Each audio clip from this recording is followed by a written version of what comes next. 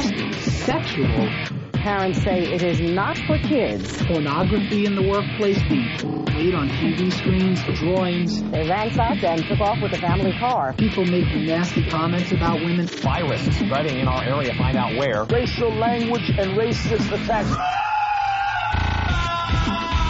Push the button!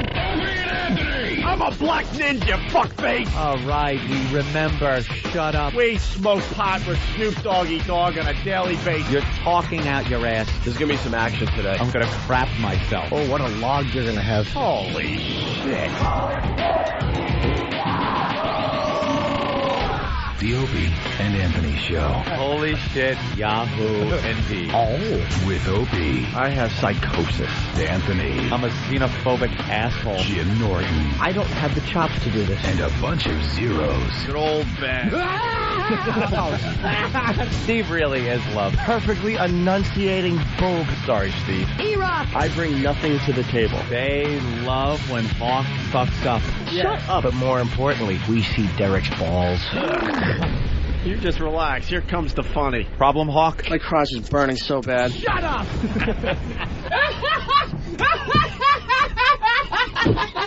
But enough of this palaver. Let's get the show on the road.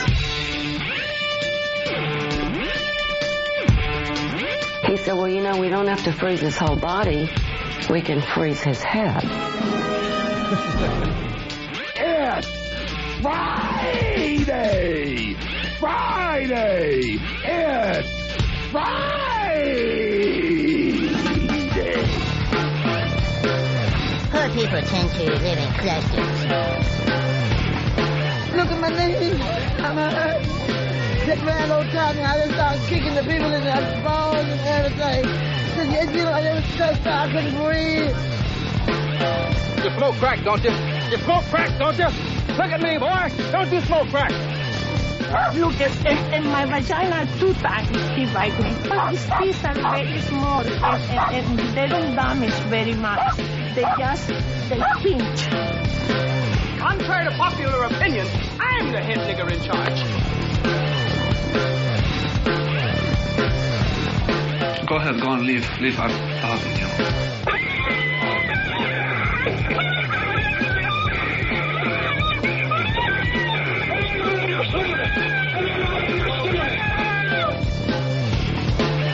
He stinks, and I don't like him.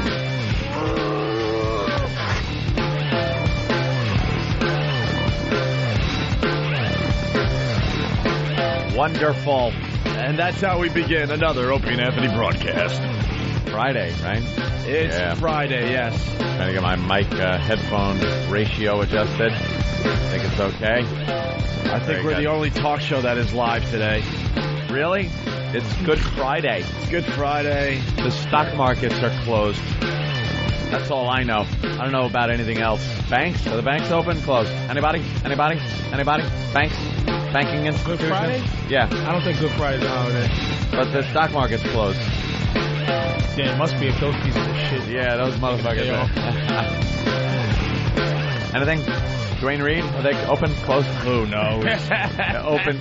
Nuclear attack. Those places are open. Doesn't matter. Come on in. You need open cough Easter, medicine. They don't care. Who knows? Let's just run through this shit. Let's just run through this shit one more time and then go home for the weekend. Plaster a smile on our face and plow through this shit one more time. That's right. Before the weekend starts. Hi, how are you this morning? Let's make believe we give a crap. It's fine. Fine. Where? Friday. Where? Right here. Yeah, I was looking at that. Wait, let me see. Looked like Opie got... Ken Paves. You see that guy? Like Opie and a chick walking out of an Outback Steakhouse. You saw that? Yeah. I thought the same thing. I thought that's how it would look if Opie, was caught walking out of a place by the press. I was about to say, damn. That's it. That's Jessica Simpson. That guy's next to Jessica Simpson. Mm-hmm. You're banging Jessica Simpson? I'm not banging Jessica Simpson. Dane Cook is. Dane Cook is? That's what the rumor is. That's what the rumor is around the circle. Don't yell out a nigga's pussy like that. No, it's funny. know what's funny about that rumor? Dane Cook is, a friend of pretty much everybody's. We've known Dane Cook for many, many years. Yeah. And he's blown up. Everyone knows it. And he's now doing a movie with Jessica Simpson. He's beyond blowing up. What does he have to give Satan? Like, I don't know his exact deal. I haven't seen the contract, but obviously he gets a few years of anything he wants, and then it comes. What is it? I don't know. Look it. And I love Dane. A lot of white boys hate Dane, like in the comedy community. Yeah, they're just jealous. Doesn't bother because Dane's righteous. A lot of motherfuckers try to copy Dane. Yeah. This motherfucker, I've never heard of him if I didn't know him. Like, you know, those motherfuckers' fame will go through your ears, and you go, okay, I never heard of Dane, and he's selling out arenas. Oh yeah, we're going to see him tomorrow night when we go up to Boston. Are you going? Yeah, I'm going to his show. Fucking the Fleet Center. He sold out the Fleet Center in Boston. Oh, is that where you're going to? Or the Boston, the Fleet Center, whatever they call it now. It's the Fleet Center. I think he sold out a couple shows up there, right? 3 or some shit. 3 sold out shows at the Fleet Center. The guy is as big as you can get in comedy. I couldn't sell out the Stardome in Alabama, and they got nothing to do. Fucking U2 does. They go in there and sell out. That's where U2 plays, yeah. Dane can sell out one of those parks. Yeah. He can do a park gig like fucking Prodigy. What the? Well, but the point I'm making now, you know, he's blown up and he's doing an HBO special or something up in Boston. He's taping it at the Fleet Center. A lot of us are going. Doing a movie with Jessica Simpson. Now all the rag magazines are saying, you know, is he banging Jessica Simpson? Yeah. That seems to be the case. I would bet money he wasn't. Well, this is the point I want to make. He's not running to the press to say, I'm not banging Jessica Simpson. That's true. Well, that's a smart thing to do. Some of those rumors, you can't wait to get in front of a microphone and go, wait a minute, dude. He's like, hello? Hi, Dane, this is Jessica. You think you could tell people that we're not fucking? Oh, well, you probably call it dude, too. Dude.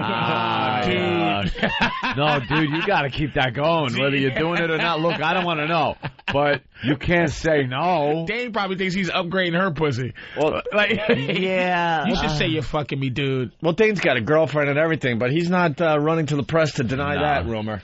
Let that rumor fly. How do you keep the girlfriend in check or explain to the girlfriend, look, press, it's this. I'm not going to get up. You go on there and you deny it. I want you to bring me out there and you show us together and don't say, baby, I really can't do that. People have to think I'm fucking Jessica Simpson. Shut up and get back in your trunk. I got Dane Cook's response. All right. He's just gonna sit there and he'll nod his head. I don't think he is, man. He's too professional. No. He wouldn't cheat on his girl. That's how I feel about it. Yeah. No, he wouldn't get no side pussy. Is it cheating when everyone knows about it? Like if it's in the press it's called ising. Ising, right. It's just like the whole thing to cheating is you're trying to pull the wool over someone's eyes and get away with something. Exactly. You're cheating. If you're doing, you're doing. If you're ising. You're ising. I'm not cheating, I'm ising. I'm ising, motherfucker. Mr. O'Neill, you looking at that Chinese boy's paper? Looking at his test? Why, yes, I am. I ising. I ising looking at this motherfucker's You know paper. That's cheating? No, it's ising. I don't deny it. So, there you have it. Hey, let's go to Brad in Buffalo. Brad, what's up? What's up, guys? Come on, Brad. We're off to a good start. Let's go. Just wondering what ended up. So why don't you just reach into the cash register, Brad, and give me my money back? It's not the best breakfast I ever had. Lady Di yesterday. Your timing stinks, Brad. You have no rhythm. Lady Di, I don't know. What is going on with Lady Di? Is that what he said? Because he was saying it over what you were saying, and he continued to talk as I talk. Yeah, so I have no idea what the hell is going on. People have to be aware. Conversation goes. People have to be aware on this program. It's not like other radio shows. Y'all are ornery already. It's fucking just started. The poor guy was trying to mumble out his horse shit, and you guys, well, look at the clock. Took him right off of his fucking. You gotta listen a little bit. That's all we're saying. 4 seconds, the guy's like, you motherfucker! We believe. Hurry up, Buffalo! We believe Brad has something good to say. This is a weird show. I think he was concerned about Lady Di. Yeah. All right, Brad, the floor is yours. I'm sorry. All right. I'm just wondering what ended up happening with Lady Di yesterday. Conversation cut off at the end of the show. It was kind of weird because cut off. The show ended yesterday, and a lot of comments going, she sounds really fucked up this time. She really sounds fucked up. Oh, well, I'll see you in an hour, Anthony. Oh, yeah. I really could care less. But, I don't know. Maybe she'll call back today, and we'll really get into it finally. A lot of important things going on. You know, we've been trying to help her for years, and, you know, what are you going to do after a while? What are you going to do? And honestly, we did try to help. We really tried to help get her off the juice, the sauce. Brought our friends in on the whole thing. And when it's time to give up on someone? On somebody, when they give you a call like that on the show and go, I'm homeless, I'm on the street. And we told her that's exactly what was going to happen. Then you just give up. Wait, so when this thing happens that you warn the person about happening, when that actually happens, then you say, fuck you? Yeah, because they've hit bottom. It depends how much you care for somebody. Yeah, we really don't care about it, to tell you the truth. You know what? You can't be mad at what you just said. That it's like, you know, any human being out there that felt bad for, after you hear that kind of honesty where you go, you know, I'm going to be honest with you. I cannot. You ever watch the news and just go, boy, oh boy, I want to give a fuck about this. I really want to. I'm supposed to. Yeah. But I just don't. And you know what? That was a very fair statement, Opie. I go with that. You know, I felt a little bad for her and the fun you guys were having with her. Like, she's like, I'm homeless, help. All right, let me ask you a question, Patrice. You felt bad, and it was very obvious because you were looking at us like, you know, brand new listeners to this show are going to hate you guys because of what you just did. Yes. And that's okay because they'll come back and listen again. But you were the one. Just to hate you. You were the one that said that you were really bothered by that, right? Not super duper bothered, but I was like, wow. When did it leave your mind? As soon as I left. You know what? All right. I can't lie to you. Yeah. As soon as I left, I ain't gonna lie to you. As soon as you hit the bright streets of Manhattan, were you still thinking of Lady Di? Absolutely not. I can't lie to you. Absolutely not. To be honest, I forgot all about it. I forgot that she even called the show yesterday until that guy, Brad from Buffalo, reminded me. Yeah. I'm here to say that Opie's not as big of an asshole as you think, because I saw a moment yesterday. I'm not going to even say it. I'm not going to share it. I saw a little moment. You saw a moment? Yeah. I saw a moment of, like, Greg Hughes moment. Oh, it wasn't Opie? It was Greg Hughes. It was a Greg Hughes moment. Wow. And I saw it. Really? Fucking yes, I did. You've piqued my interest. I fucking saw it. Was it on the show? You know what Greg Hughes did? What? Greg Hughes comes out and goes, she really homeless? Oh. Greg Hughes was concerned for a second. That was it. She really homeless? Yeah. That was a Greg Hughes moment. And I think somebody smacked him in his face and said, snap out of it, Opie! Fuck that bitch! He went, yeah, right? You know what? Who cares? Where's my rollerblades so I can rollerblade over this homeless hoe? And then I went, well, you want to get something to eat? Yeah, you hungry? You hungry? That's his thing, too. And she went out of his mind. Hungry. Yeah. Let's go to, we got someone that's calling in right now. Jim from Brooklyn. Jim was trying to help Lady Di. Oh, Jim, Jim, you wanted to get her in AA and all that, right? Yeah, I was trying to get her into the program, and you know what? Sorry about that, guys. You know what? She got what she deserves, whether she wants to say so or not. You guys called it. I called it. It was like, Di, you're going to get yourself homeless. You're going to get fucked. And, well, she did it. Here's what happened. The whole lead up to this thing with Lady Di. Lady Di was on the show years ago on our NEW show. We called her, she was part of the retarded Laverne and Shirley. They had been friends, her, Diana, and Marion had been friends for years, since high school. And they would come in. Because they would just babble incessantly with each other, and it was annoying, but there was something funny about it. Then, when we got the boot, we come back to XM 2 years after we got the boot, and we figured we'd have them back on the show. We didn't have any new characters, so we bring on the old characters to see what they've been up to.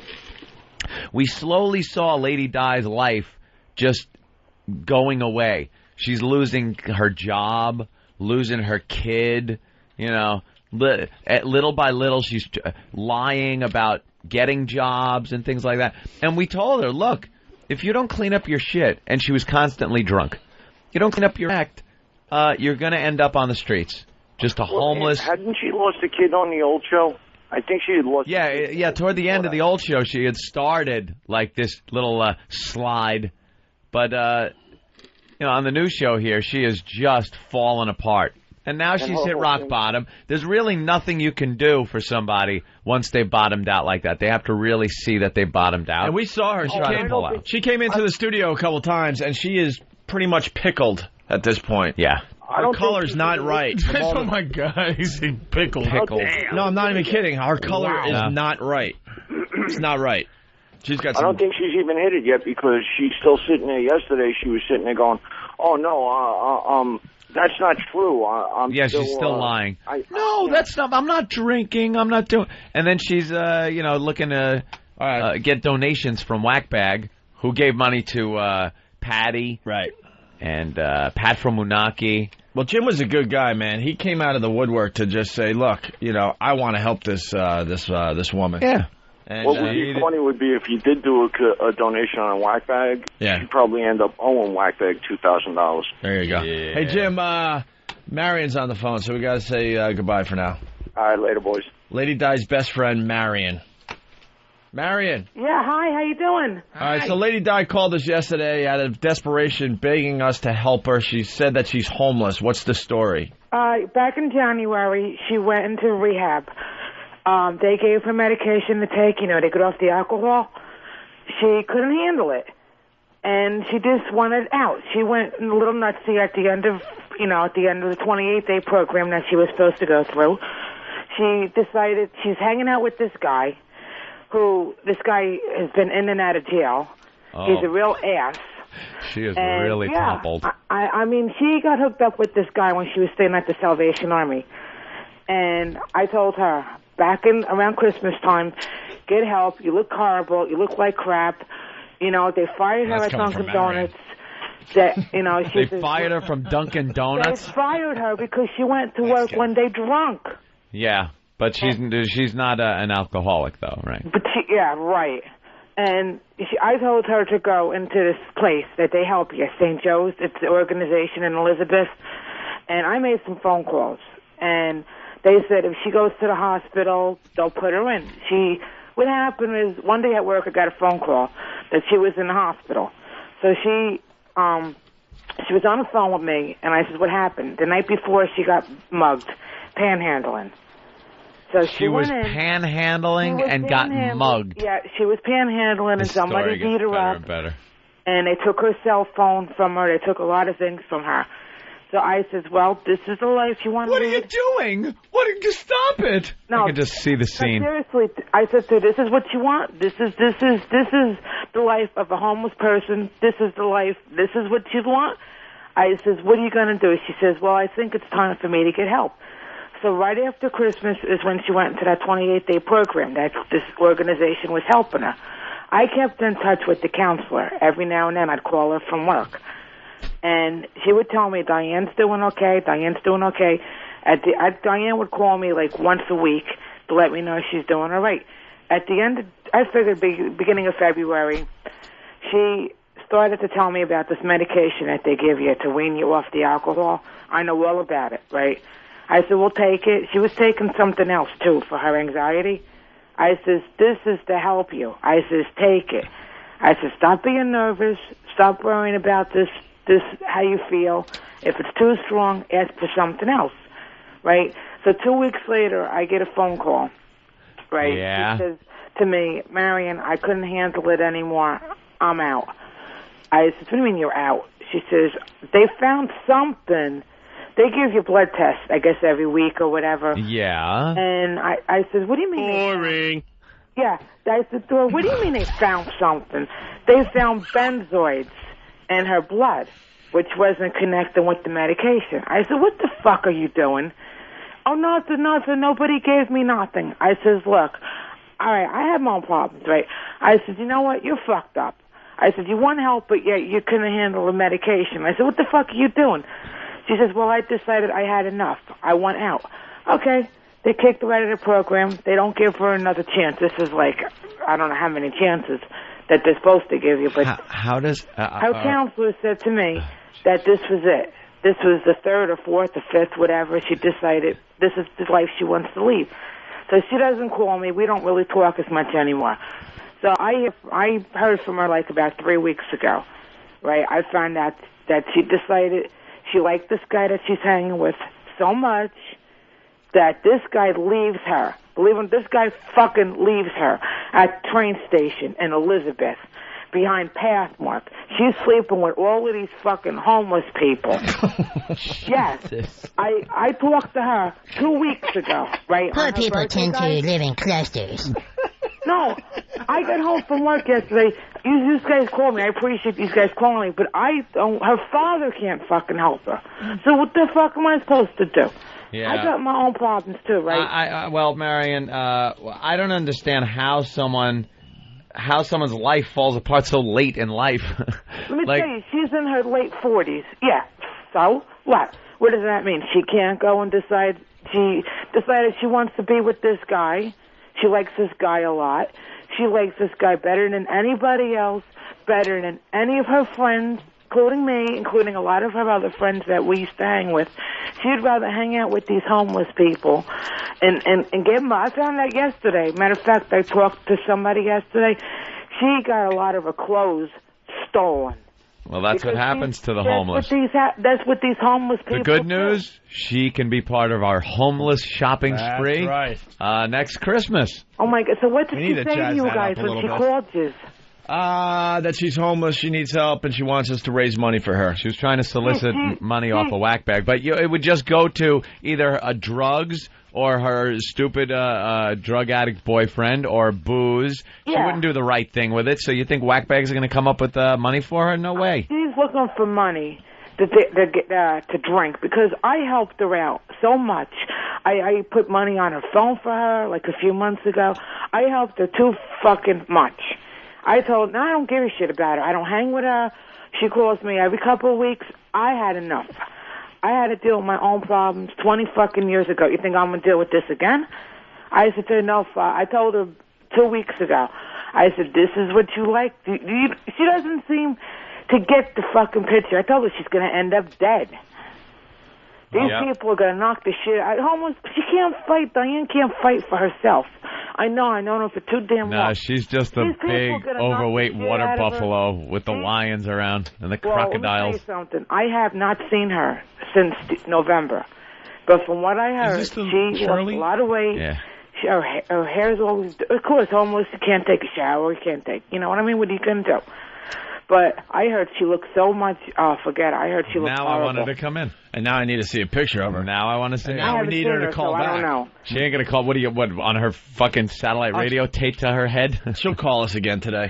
I guarantee I don't know where she's at. I mean, all I know is that this is what she's doing. When this guy leaves her, this guy, like, dumps her on the street every couple days.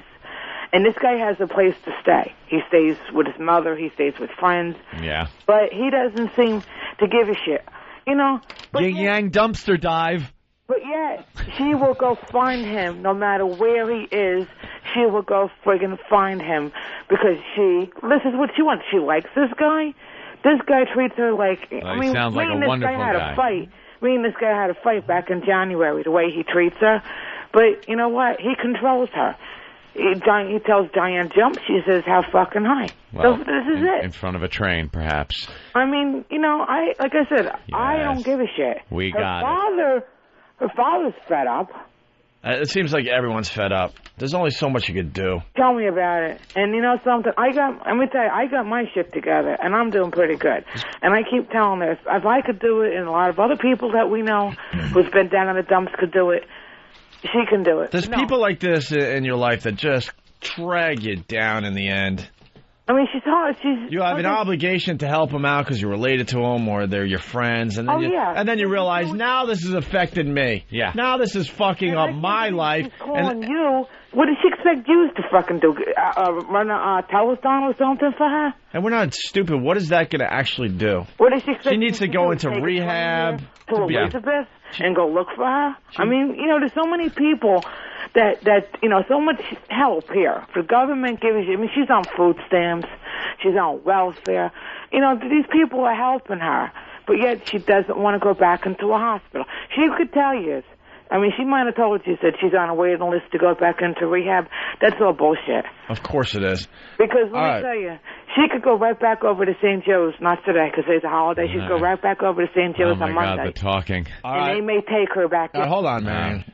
Take a breath. Let's say hi to Blind Dave. Blind Dave. Hey, how's it going? Hey, Blind Dave. Hey, Dave, how are you? All I got to say to the whack-baggers is, Jules, if you give this Nimrod $1,500, I'll shoot him on general principle. She just... Hey, I would take that chance, though, because it's Blind Dave. Exactly. You know, the government helps scumbags like her more than they do the disabled and the elderly. Yeah. Yeah, she we've told her. She at the beginning, when she just started sliding, everyone saw it. It's amazing. And she didn't listen. How far down the toilet she went. Oh, my God. She was the one that ended up completely in the shitter. I would think more of her for accomplishing something if she killed herself. And she still doesn't believe it. The tall road of denial is a long one. Right? Hey, yep. Dave, you going to be at our broadcast on Monday? I'm probably not going to be able to make it. We're going to be in Boston, man. Bill's Bar on Lansdowne Street, Marathon Monday, and I think we're doing the show from 8 to 11. Yeah. That's early, no? I'm going to try and make it. What time does the marathon actually start? I don't know, sometime in the morning. Yeah. It's a weird time for the show, so don't forget, Monday. Right, my band's playing Saturday night at the Mammoth Road Club in Drake-It, and you could find out directions on pulserocks.net. All right, thank you, Thanks, Dave. guys. All right. Later. So, Marion. Yeah. Well, I guess we'll have to wait and see if she calls the show today. I don't know. She'll probably call. What's she call you? Someone payphone? I guess. Oh, because I have, like I said, she has no money. She has no minutes on her phone or not. I don't help her no more. Right. All right, we'll see what happens today. If she does, try to call me back later on. I will. Thanks, Marion. Bye, guys. Take care. There's the Lady Di update. A lot of people were asking. So, wow. A lot worse than we thought. She hooked up with some bad element. Jesus. And, wow. Fucking homeless guy. Bottom of the barrel. Homeless now. Now she's living behind a supermarket somewhere. Jersey. Not even a New York homeless. Yeah. A Jersey homeless. Oh, man, which makes you a lesser homeless. She's Jersey homeless. New York homeless is like, New York's the #1 market for homeless, I think. Like, if you reach New York, you're homeless, but you're New York City homeless. Like, just think of like a Minneapolis homeless. But a homeless Jersey person has a better view of the city. They could see the skyline and everything. Instead of just looking up and seeing the buildings like Anthony, they're eating you. You got it all wrong with the homeless thing. I do? The further south you go, the better off you are homeless. Oh, no, I understand the better off you are. Like, if you're going to be homeless, why would you pick Minneapolis? Why would you pick New York? Why pick a cold place? Go to Florida. You know why, though? But New York, you're going to be able to get the panhandling down a little better. And if you make it in more people. If you make it homeless in New York, you can make it anywhere. Make it anywhere. It's up to you. You bum. You bum. You bum. Hey, you bum. Start spreading out the newspapers. You're going to sleep tonight. Let's go to Flying Standby. Flying Standby. Good morning, boys. Good morning. How you guys doing? All right. I don't want to kill the flow of the show, but I got to point out one of Opie's lines that had me laughing that got no love. Oh, all right. I don't get the call as much because of my job, but I got to call one of these out. Basically, when Blind Dave called with the Jules line, Opie goes, "Well, I take that chance because it's Blind Dave, with a gun." Fucking had me hysterical. He is blind. All right, punch it out, boys. Have a good day. I thought I should have got something out of that. A little something. Just a little bit.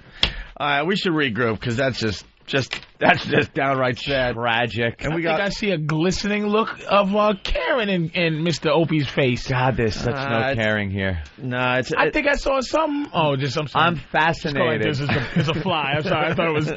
I'll be absolutely honest with you about my feelings on the Lady Di situation up to right now, what I know and everything.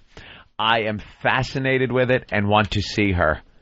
I want to see what she looks like in this devastated state. I have no care whatsoever about her. None. But you didn't to begin with, right? Let's say a family member. How far would you let a family member go? Let me think. Family member, you got to get in there. Really, you got to get in there and fight it to the end. Yeah. I haven't spoken to my sister. I haven't spoken to her about 6 years, maybe. Haven't even spoke to your own sister in 6 years? Understand that. Long story, but it's just you go to a place. After a while, you just got to give up. Like I call it like Halloween, you know. It's like you ever see Halloween when Donald Pleasance was like, oh, I thought you call her every Halloween. That's a relationship. No, just like it was like something where every Halloween, not every Halloween, but when Donald Pleasance on Halloween, he just goes, you know, I got this little boy, and I looked at his eyes, and then I just realized, you know what? It's something wrong. I know something was wrong with my sister. Yeah. And you're not going to change that, right? And you know, you're just not going to change it. And then you have to go, you know, I love you, but what else can I do? Yeah. I've done all the talking, like you said. So I do have a sort of insight on like what you're saying. If you do care, especially if you don't care about somebody, like Lady Di, you're kind of ambivalent. Yeah. Anyway, but when you do care about somebody and you just see them go to a certain place that you go, wow. What the fuck, man? Patrice, you know? You speak the truth. It's very freeing when you finally realize you've done all you could do. It's freeing. It's still sad because it's someone that you're related it's to. Family. You it's get family. this weird fucking rule where you have to just. But it's also freeing where you go, okay, I know I've done everything I can. Right, I did, man. I talked to her in the face. Hey, you know. Come on, what are you gonna do, man? Just come on, you're my sister. Da da da. Talk. Da da da. And they get that look of looking at you. Just looking. But it's in one ear, out the other. It's not even in the ear. No, it's a nothing. distant world going on in their head, and you just go, "Oh my God, I'm related to somebody that's not well." This isn't even penetrating. It's not even in a pit. Just a blank. Wow. Like you're gonna be looking and I go, "Did you hear what I just said?" And she go, "Huh?" And I go, "Oh shit!" Oh, boy. And I would try to tell my mother, but you know you can't tell a parent that their kid is whatever. Yeah. You know what I mean? That's like why Michael Jackson's everybody's still, his family's still with him, knowing that he's fucking insane. You know what I'm saying? It's well, Tom Cruise says vitamins and exercise. Nope. That's it. That's all that you need. cures everybody. Cures everything. Hey, Mike in New York City. Mike. Hey, guys. What's going on? What's up, Mike? Nothing. If you want, I'll go out to Jersey to whatever supermarket she's at, go pick her up and bring her into the studio. What supermarket was it? He says he'll do that because he wants to meet us. That's fine. All right, you know what? We could. What supermarket was it? Pathmark. Pathmark where? Elizabeth? In New Jersey? It was Pathmark in Elizabeth, New Jersey. She's behind there with some homeless people. Be careful. She's behind a Pathmark. In Elizabeth, New Jersey.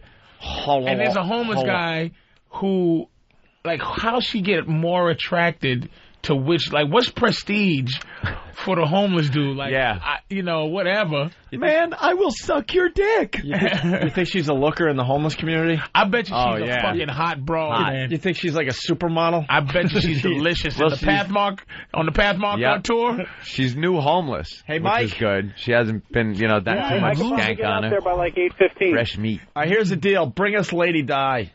Bring us Lady Di. If you can't bring a whole thing, just her head. Chris in Albany. Chris? Hey, guys. I just wanted to let everybody know the way Marianne described it. If anybody wants to go get her or screw with her, she should be right by the North Elizabeth train station, like a half mile off of 1 and 9. Yeah? Yeah, there's a supermarket right behind there. All right, try to find Lady Di. We got to talk to her today. North Elizabeth train station. And that's her spot. That's her spot. That's where she resides. Well, I guess it's good food. Well, supermarket garbage? Like supermarket garbage. Yeah. A lot of old bread. Bruised fruit. You know. Right. Lettuce leaves. Things like that. She could lose some weight. Asparagus tips. I mean, it's... The occasional... Imagine what a treat the occasional, like, open, dented box of donuts is. It's a vegan. Like it's a vegan paradise down there. Clean your system out beautifully. Some old Metamucil. Let's take a break. Is this Greg? Greg, are you all right? I want to laugh today. Gregory? I want to laugh today. Very funny. He gets mad if ain't nothing funny for 30 seconds. Absolutely. This is a goddamn comedy show. We get serious every once in a while when you feel like spilling out your heart. But But let's try to keep it funny. I don't try to victimize myself. I just tell a story. I was like, oh, no, here comes 45 minutes on Patrice's sister. That's going to make us all cry again. No. Just, you realize. It is what it is. You just realize it. It is what it is. What we should do is we should play Grey Wolf's song for Lady Di. Jesus Christ. She's out there somewhere. Now I'm going to cry. She's out there somewhere. And get her a guitar. And Grey Wolf, our homeless friend, wrote a little ditty. You're on the path to Mark. You want to hear Grey Wolf as we go to break? A quick break? And the cop said, hey, bitch, you're fat. Hey, bitch, put those old donuts down. Why don't you shut up with your babbling? We had to give up on Grey Wolf, too. We were trying to make this song a hit. We brought him into a studio to get more out of him, and it was just a disaster for Drew Boogie. Are you serious? Shelter me from the big black cock. What did he do, man? He just can't get it done. What? I didn't know that. He was one and done, man. He's a one-hit wonder. The stars aligned for Grey Wolf. Just that one day. He couldn't get off one. the top of his head. Is he the Dixie Midnight Runner of That's it. Of homeless? Of homeless singing. He couldn't get a line out without it sounding like he had gargled with Drano. Really? Yeah. Oh yeah. Before Grey Wolf, when we get back, a British woman dead for 3 years with the TV on. Tiger's in trouble for using the word spaz, which is just ridiculous. How does that happen? Man denies lewdness, claiming missing part. His penis wasn't big enough to be accused of lewdness. What? Exactly. What else? Falling tree kills deaf Italian tourist. It's one of those sucks to be you or unlucky lottery. Unlucky lottery. And other things, including teen's life ruined by teabagging. Oh, we were supposed to get to that yesterday. That's why I'm trying to move along. We have so much. We got a peek at that awful show on MTV called Yo Mama. Yeah. Yo Mama. That's bad. And other things on the way. But first, it's Grey Wolf. Let's see how this comes out. All right. They're right there. All right, here we go. I got a break.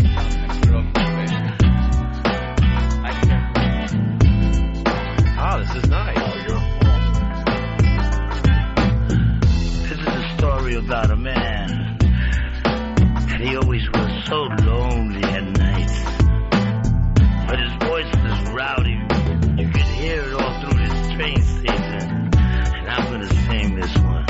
This is about Tippy Toe Tommy. Let's go while we're young. It's late at night, and I got nowhere to go.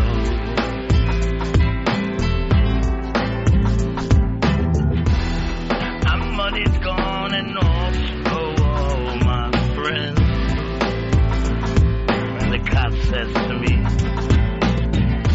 hey, you smell bad, get out of here. And he says, and you know I have an angel. And he said, that angel, shelter me from the pouring rain. You have Holmes. This is my life.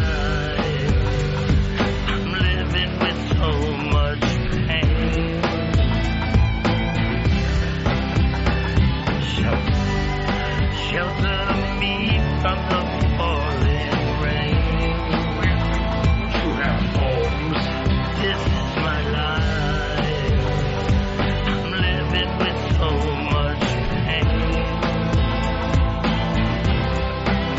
That's just a little piece.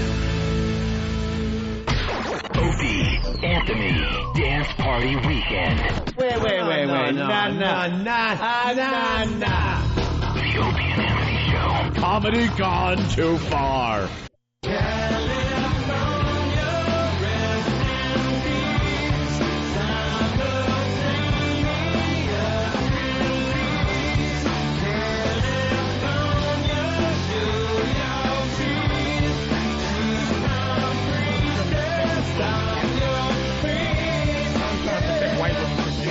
A little taste of the brand new one from the Red Hot Chili Peppers. What's that? Danny, California, right? Very cool. Those guys still doing it. Unbelievable. Yeah. Rock, baby. How many songs with California in it? They got a really cool video. I'm not sure if it's for this song or what, but kind of mocking all the all the other videos that have been made, and actually mocking the way. How can I explain it? Jesus. Like all of a sudden they're doing their song as like the like Buddy Holly, and then like all of a sudden it turns and they're doing the song like the glam rock bands or the hair band. Okay. Then one video kind of looks like psychedelic, like Black Sabbath. Groovy. I just explained that really, really bad. Way to sell it. Patrice O'Neill in studio helping us out today. Jim Norton in Hollywood. Yes, he's out. He taped a big thing yesterday. I don't even know if we're allowed to talk about it. The thing. I don't know if we can talk about it. I don't think so. Has that stopped you before?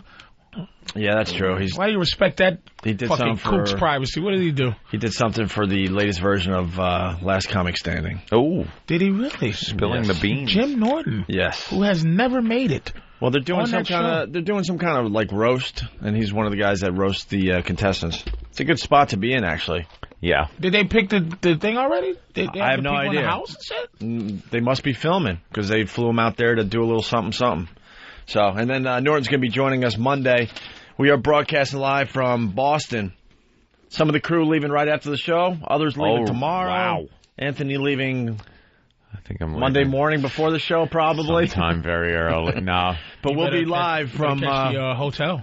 We'll be live from Bill's Bar on Lansdowne Street this Monday from 8 p.m. to 11. 8 a.m. to 11 a.m. Right? I try to get a room at Foxwoods on the way up. Kind of break the drive up and have a little fun, play some Hold'em. It's a great idea, actually. But goddamn Indians, build some more goddamn rooms. Build more rooms, you fuck Indians. Nah, they don't have Hold'em over there. They don't have poker rooms over at Mohegan. He wants to play poker. Play poker. Hey, No. I will bet a lot of money that this is a very new listener. All right. Eliana. I'm not a new listener. How long have you been listening? When you guys started on XM. Oh, okay. A year and a half? So $1 a month. Year and a half? Yeah, I paid $1 a month. If it was $2, I don't remember. All right, then you're a year and a half listener. Yeah. That's cool. So what do you got today? Well, I know you guys want to change the subject, but I wanted to let you know that if you really did care about Marion, that perhaps you gave up on her at the wrong time, because addiction, she's addicted, and it's a very difficult thing to get a hold of, and you're not going to get better until you hit rock bottom. Now, with that said, I don't think she has hit rock bottom. I think it's going to go on for a while before she realizes that... You know who should be caring for Lady Di? Victim is not rock bottom? You know who should be caring for Lady Di? Her father, the rest of her family, and her friends. Not two dopey shock jocks. Hold on. I'm not saying you guys are wrong. Our job is to exploit her. And she's playing right into our hands. No. You know how difficult this is going to be to leave this one alone? I know. Well, I don't think that you guys are doing the wrong thing. I mean, it's certainly not up to me to say, but I just wanted to tell you that she's addicted, and my God, she's not hit rock bottom yet. We've talked to her for years. We watched the slide. We tried to stop it. She wouldn't listen. What are we supposed to do? Hobo cum is rock bottom. Oh. Yeah. She, in Elizabeth, New Jersey. Let's see who snatches up Hobocom on Whackbat. Hobocom. That screen name is God. Guy walks away with that stick with the bandana tied on the end of it over his shoulder. Sorry, game. I gotta hop this next freighter out of here. Who came up with the stick with the bandana thing, by the way? I don't know. All your possessions are just in that bandana. You can't even fit an extra pair of underwear in there. You get a lighter in there. What the hell's in the old? And you can't even get a shopping cart anymore because Pathmark puts up these metal bars, barriers around the parking lot. So you can't squeeze them through. No. And it costs $0.25 to get it. You can't even. They can't even. Bums can't even get a fucking cart. They can't even get a break and get a damn nothing. shopping They really cart. figured that cart thing out because you cannot squeeze those carts through those little bars. Well, good news. According to that lady, she hasn't reached rock bottom, so we could exploit her a little more. Good. She's fine then. So then we could sleep she at got night. More to go. Yeah. Some of them homeless guys really figure out how to load those carts up. I see a guy pushing a shopping cart that's like 20 sizes bigger than the shopping cart with shit just hanging out the sides. It's like a balancing act. Because it's wood and it's they put plywood and 2x4s. They make a big platform out of it and load it up. And you look and go, what the fuck does he possibly need that like a tire off a wheelbarrow? For no reason. And for no reason, he just saw it and figured he'd pick it up. It's Martini Steve. Yes, it is. Martini Steve. It's Martini Steve. Hey, Steve, how are you? I'm fine, Opie. How are you? You guys are heading to Boston right after the show today? Yeah, Ben and I are heading up. Oh, man, I'm jealous. I want to go tonight. Do you really? Why not? Yeah, I might change my plans. No. Why not, Steve? No. What's wrong if Opie wants to go up? No. He's going up. Grr. Don't get angry. Grr. Oh. Sorry. Fucking phones are going off, so I had to throw them across the room. Sorry. How many phones do you have? I have 2 phones now. 2 phones, all right. So. You're going to hang out with some hot goth girls in Kimmel Square? I wish. I wish. Now, I have a lot of friends I haven't seen in Boston because I used to work in clubs up there, so I used to bounce. Yeah. He was a big bouncer, Lansdowne Much Street. bigger, yeah.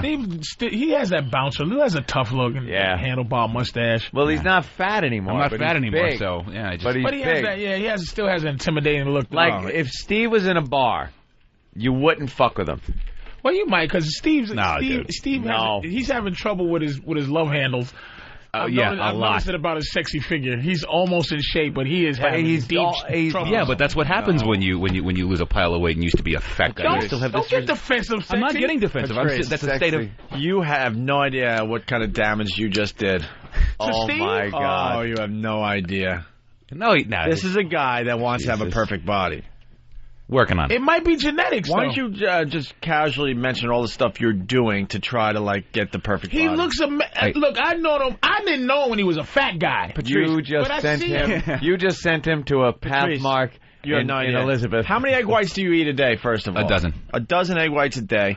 And what kind of supplements are you doing no days? Supplements. No more supplements. You got rid of all that shit? Yeah, what I'm doing now is I do 6 small meals a day, mostly protein and complex carbohydrates. I take a pack of 8 or 9 vitamins 3 times a day. That's basically a lot of cardio stuff to help like muscles regenerate, and I work out every single day. What's the name? And wait, hold on. Ketosis. Yeah, it is mostly ketosis, but it's what the hell is that? The fuck is ketosis is when your body is constantly burning fat because you're not.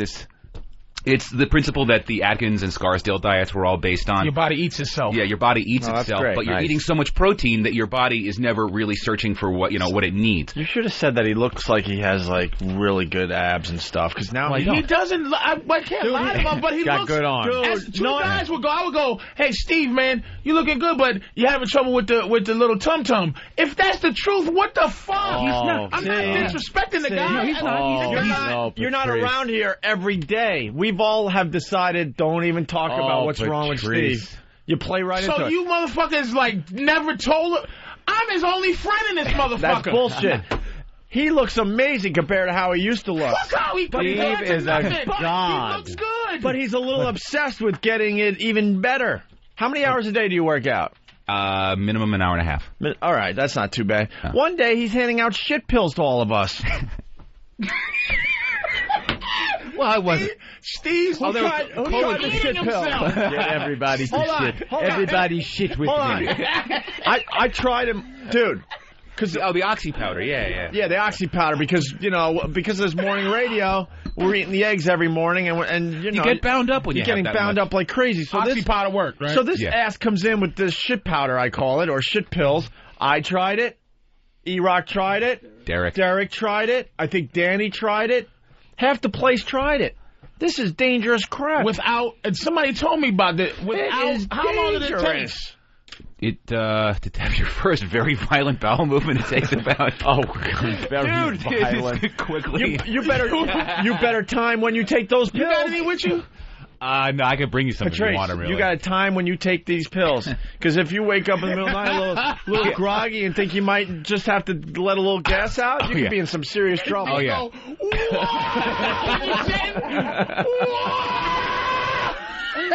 Yeah, there's no subtle farting when you take this stuff. You will shit your pants if you. Steve, I didn't hurt your feelings. Not at all. Not at all. My context, it wasn't like. No, you didn't do it on purpose. But yeah. No, you didn't. But you stay away. It's like a really. Steve is bordering on obsessed with trying to have the perfect body for his size or whatever. When you spend, very simply, when you spend 27 years or 20, it was 27 years for me being really fat, and you are of the mind. I'm 32 now. So when you spend that long being that fucking obese and you get it into your head that you are never, ever going to look any other way, and all of a sudden something happens, in my case it was surgery, that leads you to believe that, hey, maybe I'm not always going to be fat, you sort of, you get a little bit, obsessed. With. Have you checked your genetics though? You might have to. My parents. You might just be one of them motherfuckers, man. That's just not going to be. A V. You might not be LL Cool J. Maybe not. But I haven't tried everything yet. I used to be. Yeah, he's going to try everything. That's why I asked him what he's on these days, because I can't even keep up anymore. Steve's going to walk around with an extra heart. No, I'm not even. In a suitcase. I'm dying. Wait a minute. Let me just. Dude, shit his kidney out. Hold on. There was I think it was in the middle of winter when we're coming in here. Right. And really heavy coats and stuff, freezing our asses off.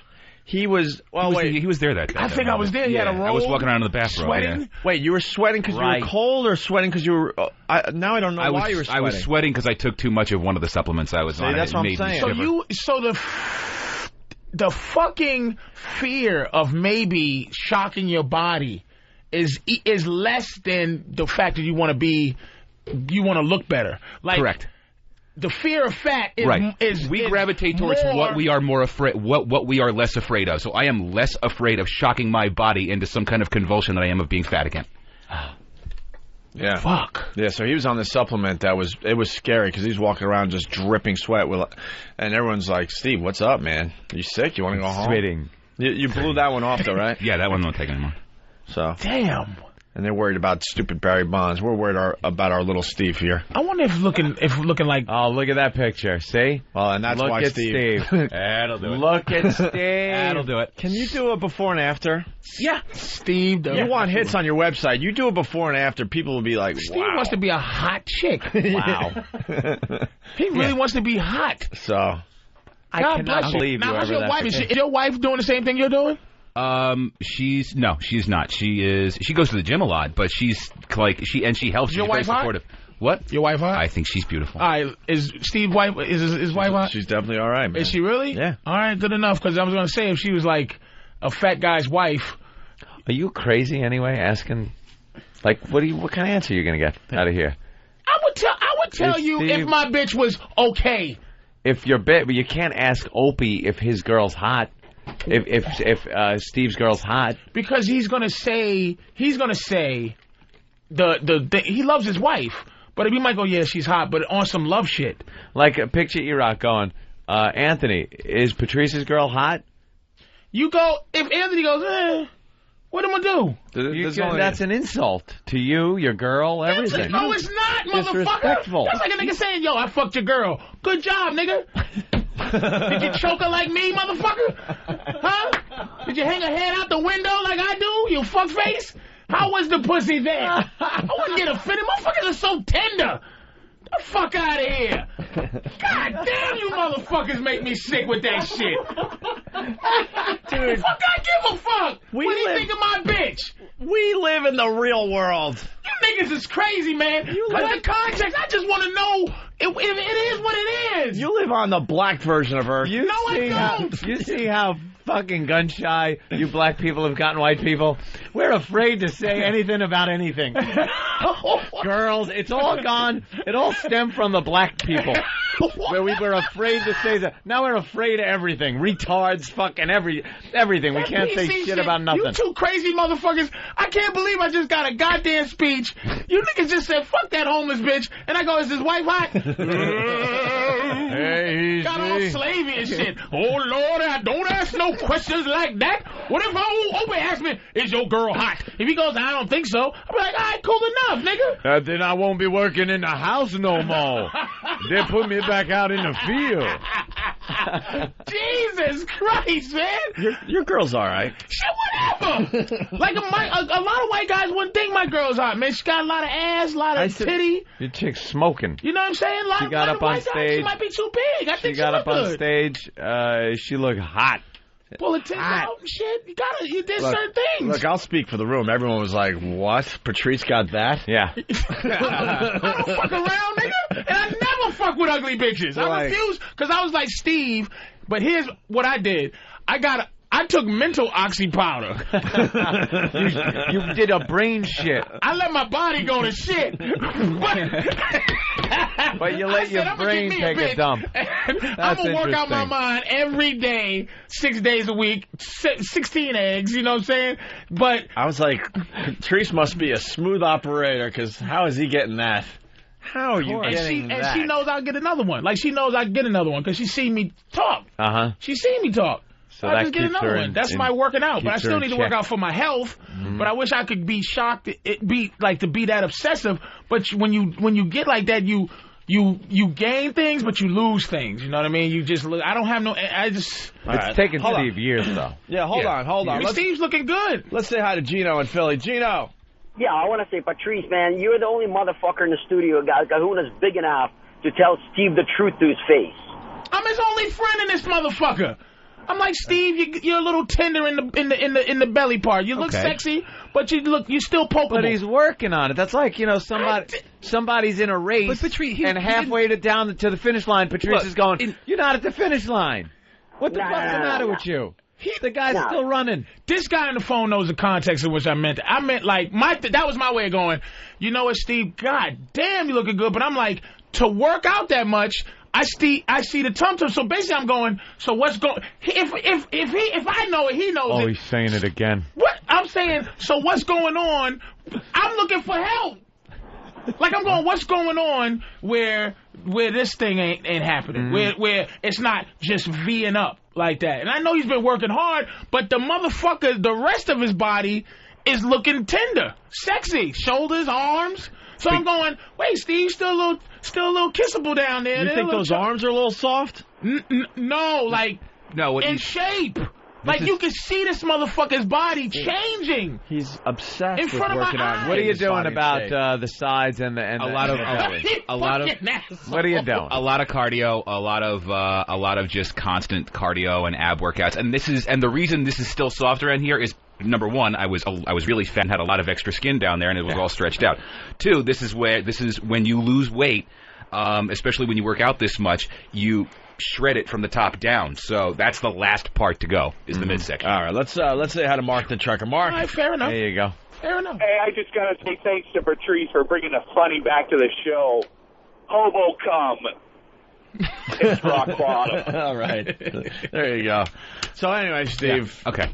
I don't even know why we exactly brought you in here. Audio? Oh, the Twitchell's thing? Twitchell's, yes. The Twitchell's video is getting downloaded like crazy, and other websites are picking up on it. Yeah, definitely. Slapping his face with the pudding and the ketchup and all the other stuff we put in his hands. We learned, if you didn't get to hear the show a lot this week, that Twitchell's our Tourette's guy. His new tick is that he slaps himself really hard because he went to a Tourette's conference and he picked that one up. I don't know why you would go to a Tourette's conference. Because all you're going to get is you're going to get more ticks. All you're going to get is good ideas. Yeah, that's good. I'm going to smack myself in the head. Right. That's a good one. So we try to cure him. So we started putting all sorts of stuff in his hands, like pudding. And he started slapping the crap out of his face, even though he had pudding in his hands. And the video's hilarious. Yeah, and it's making the rounds. It hit GorillaMask.net yesterday. The guys at Break put it up. And they contacted me this morning, and they were very happy that they got talked about yesterday. But they said between now and Sunday, it'll get hit over 1 million times. Break.com? Yeah, Break.com. And I fully expect to see it on WebJunk 20. Yeah, why wouldn't you throw that on WebJunk 20, Patrice? I would. You call them up right now and say, I got a video. I tell them about Foundry. I tell them about the Gorilla Mask of the world and all that shit, man. They just kind of go, like I'm just the guy that goes, hey, Patrice O'Neal. Hey. But I'm like, hey, man, if you're having problems, go to some of these fucking crazy.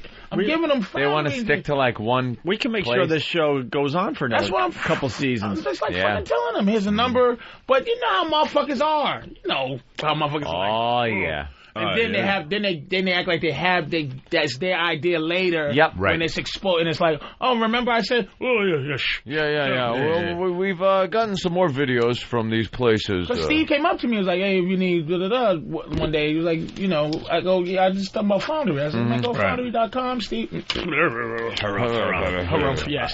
the Twitchell's the budget. The Twitchell's video's up on OpieandAnthony.com. Certainly is. What's this teabagging thing? We were supposed to play this yesterday. Teabagging. Audio from some news special, maybe Dateline, maybe 2020, of a kid, 15, 16-year-old kid who, you know, went away with a bunch of friends of his for a weekend, and they hazed him a little bit, and the hazing consisted of teabagging. Right. Oh, shit. A couple kids held him down while one kid teabagged him. Teabagging is when they hold him down and they... That's terrific. Oh, it's not. Terrific. They don't describe teabagging on Dateline or 60 Minutes. This is teabagging. What happened to this child was teabagging. Right. With his stupid voice. Do you know what your kids are doing at these parties? They held him down. It just can't get better from there. They Spider-Manned him. They gave him the Roman war helmet. You know what the Spider-Man is? What? It's one of this kid, you come in your hand and then sling it in her face. I thought I heard all of them. I thought I heard all of them. Oh, my God. Oh, that's a good one. Wham. Yeah. Oh. He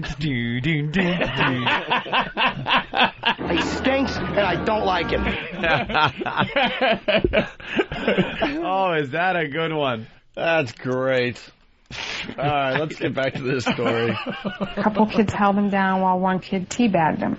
And teabagging is when they hold him down and they rub their exposed genitals on their faces. Then they rolled him over, pulled his pants down, and they attempted to insert a banana in his rectum.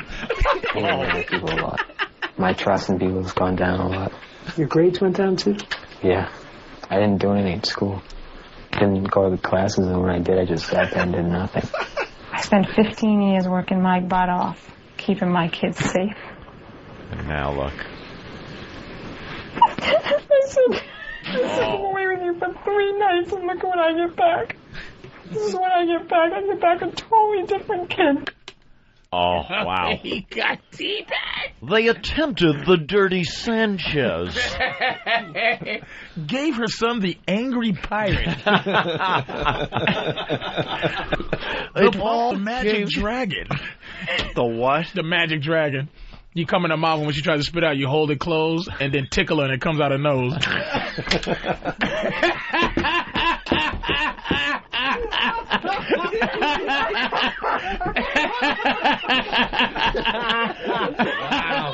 Oh, is that brutal? I'll say it again. I thought I heard it all. Oh, that's another one I never heard of.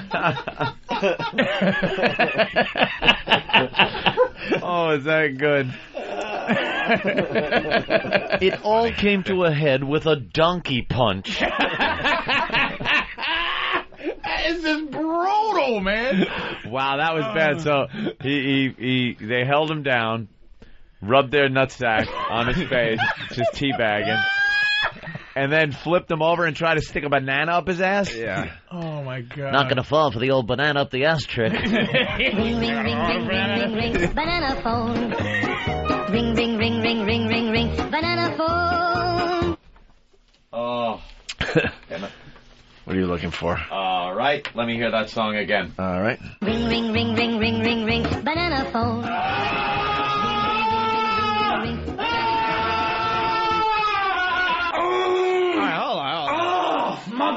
Hold on. Let's not get lazy on a Friday. Let's go long form.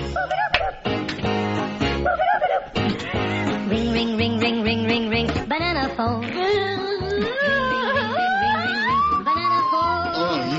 Don't you faggot. Feeling so appealing. I wish I knew how to quit you. Get together and sing. Those men wanted to have sex with me. Banana phone. Ding dong ding.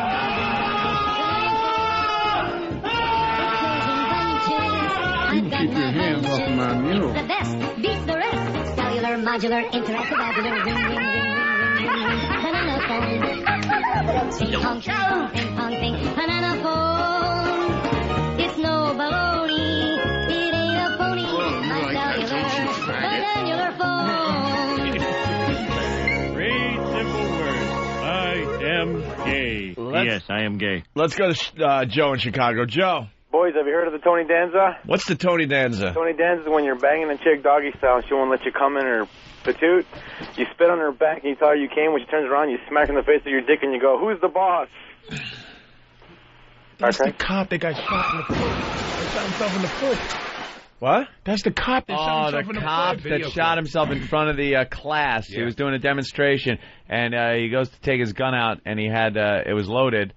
Who is he suing and why? Oh, my God. This guy's suing?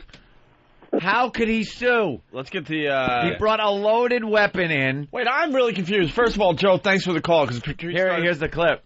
He's demonstrating things to the class. He goes to pull his gun out, and it goes off, and he shoots himself in the leg.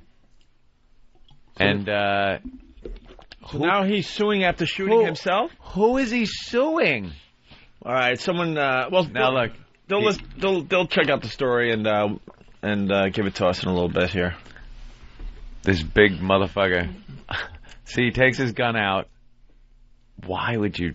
Oh, it's a loaded weapon. He could have shot someone in the classroom. Here's my gun. He's holding his gun up. He's a big motherfucker, huh? Yeah. He's got a little belly fat, though, and some love handles. And then, look, he goes to put it away. Bam, there it goes. It goes off. He shoots himself. He's limping around, and he's telling the class, it's okay. It's okay. This just shows how dangerous these guns can be. And everyone pretty calm They showed this sitting clip there. when I was on Letterman. This is one of the clips that you showed? This is one of the clips he showed. Have you played this on Web Joke? Yes, this was the first show. All right, then This is like the stupid motherfucker shot himself. And who could he be suing? You know what's the best part? As he's limping around after he shot himself, some chick, I guess, came back into the classroom, has no idea what's going on, and walked right behind him like, trying to find her seat again. Hey, what happened? He must feel just ridiculous, because this is like... we got to find out why he's I want to suing. know who he could be suing. The school? But look, he has the I'm suing glasses on. Oh, he certainly does. The I'm suing suit. And his dreads is pulled back. Yeah, his dreads are pulled back in a ponytail. Could please somebody tell Bubba Smith why is he suing? Why is Bubba Smith, is he suing Police Academy 5 for fucking up his career? Let's go to Jeff. I want to know. We'll find out in a few minutes. Jeff in Jersey, what's up? Hey, how's it going? Hey. Hey, I was wondering if you boys or Patrice had heard of the Screaming Seagull. That's also known as the chicken cutlet. The chicken. You fuck your girl on the beach, you stick it in a pussy, then pull it out, stick it in the sand, and then stick it back in the pussy. Yeah, that's the one. Oh, so it's like breaded. Yeah, it's breaded. Just chicken parm. The Screaming Seagull. You know, that's a lot of self-sacrifice there. Yeah, that's just what... Because if any goes in the tip, you're done. Oh, it's just... You're like done. Something just violent. All right. Thank you, sir. Thank you, Punch. Oh, sorry. Does Steve know why he's suing? Well, we got it. Who he's suing? The DEA for releasing the video? Okay, yeah. Is that true? Van's pulling the audio right now, but he's going after the government for releasing the video. What? Oh, I don't blame him. I look like an asshole. Yes, exactly. I look like a fucking idiot. That's exactly You what have he's to release a video like that for our enjoyment. But who says the DEA released it? Did they release it? I don't know. We'll get the full story. I heard he left it in a camera on a school shelf. And some it's like Star Wars kid. And if you watch that video over and over, man, that the one thing is that the kids didn't move. No. He shot himself, and they just was like this is so interesting. Mm-hmm. Meaning that's got to be a school district in a bad neighborhood. Holy shit! Well, if that happened out where I went to high school, first of all, we're running out of the building. The DEA doesn't send someone in to give a chat in the nice schools. You know, the DEA agent isn't pulling out his fucking gun in the nice schools at assemblies. Wentworth Academy. Yeah. Today we're going to bring in a drug enforcement agent. It's going to show you his firearm and how you can stay off the drugs. It doesn't happen. Yeah. You have like career day when the guy from fucking Apple comes in. I started my career in a garage with Bill Gates, and it was a wonderful thing. And here's this school. Look at this guy. He's pulled his gun out in a classroom. Right. A loaded gun. Back in the pocket. Bam, there it goes. And he's suing. And what is this? It must be mental stress he's suing over. Wait. So he's suing because the DEA released a video, right? Yeah. But he's on the Today Show giving an exclusive interview as they show the videotape over and so far, over and 5 over times. Again, right. 5 times. But maybe it's that it's ruined his career. And his woman's like, he can't baby, do you anything. should sue. Yeah. Baby, you should sue. You know, after he got back from his sick leave from getting a bullet in the leg, when he's in the locker room with the rest of the agents. Hey, what happened over there, huh? Put his gun in the holster. Everybody Yeah. goes, get out! Get out! He's got his gun out. Some smartass lit a firecracker and threw it in near him. You know, they just fucked with him. It took his whole life. That's all he wanted to be. Yeah. And he just shot his foot. His career's over. He had to be fired after that. Had to. All right, we'll get the part of the solution here, people. I grew up in a bad neighborhood, and I figured I'd go into DEA and really clean up things, and bam, blows his friggin' gun off in a classroom. Bye-bye. You want to hear something else here? Some dude from Chicago. Where's his email? Hey, Chicago. We love when the listeners help us out. We love when the pests help us out. Brad from Chicago sent an email to Ben. I'm sending you 2 clips. I know O&A liked their Earl Weaver rant. Yep. But I think this one is better. It's Lee Elia. How do you say his name? Elia. And he's cursing out the Cubs fans after a game. That's wise. I don't know how old this clip is. Maybe someone from Chicago could call us up and give us a little more detail. Maybe even Brad himself. I could only imagine what a strawberry milkshake is. Oh, I know. I don't want to know. I know that one. Is that when it's her time? I know that one. Do you know what the Angry Pirate is? Yeah. Okay. Yeah. Jim on Long Island. Arr. Jim? Yo. Let's go. What's up, boys? Hey. I got the strawberry milkshake. Yeah. You come in the chick's mouth and you just fucking punch it. See that? That sounds like the jelly donut. Here's one.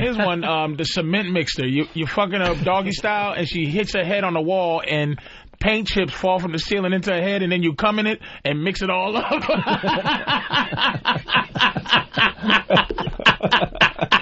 That's got to be in the ghetto. Where are paint chips falling off the ceiling? Like I said, I thought I heard all of them, but man, the ghetto version of this game is much better. MTV's going to be calling you. They're going to do a 6-show series. What's a flat soda? I don't know. Let's find out. Josh on Long Island. Josh? I got the flat soda. Yep. It's when you come in her mouth and then quickly punch her in the stomach and it dribbles out the sides. Well, that doesn't really make much sense. I kind of get what he's saying. Yeah? Yeah, but they shouldn't call it a flat soda. Make up a better word. Better name. Let's go to Jason in Arizona. Jason? Yeah. Hey. Hey. They got one called the rodeo. The rodeo, okay.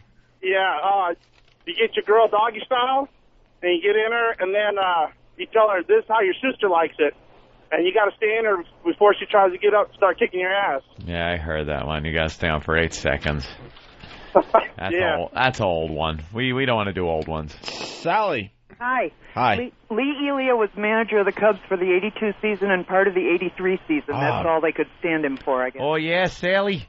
Oh, damn, this is an old clip then, huh? Oh, that's going back a few years, I'd say. It's going back. Even. Huh? What'd you say? Before God invented the computer, even. Hey, before God invented the computer.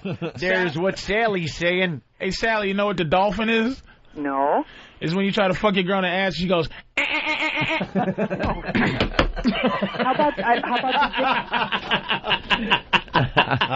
about the Dick Cheney? What's that? He shoots you in the face and then swears he thought you were game.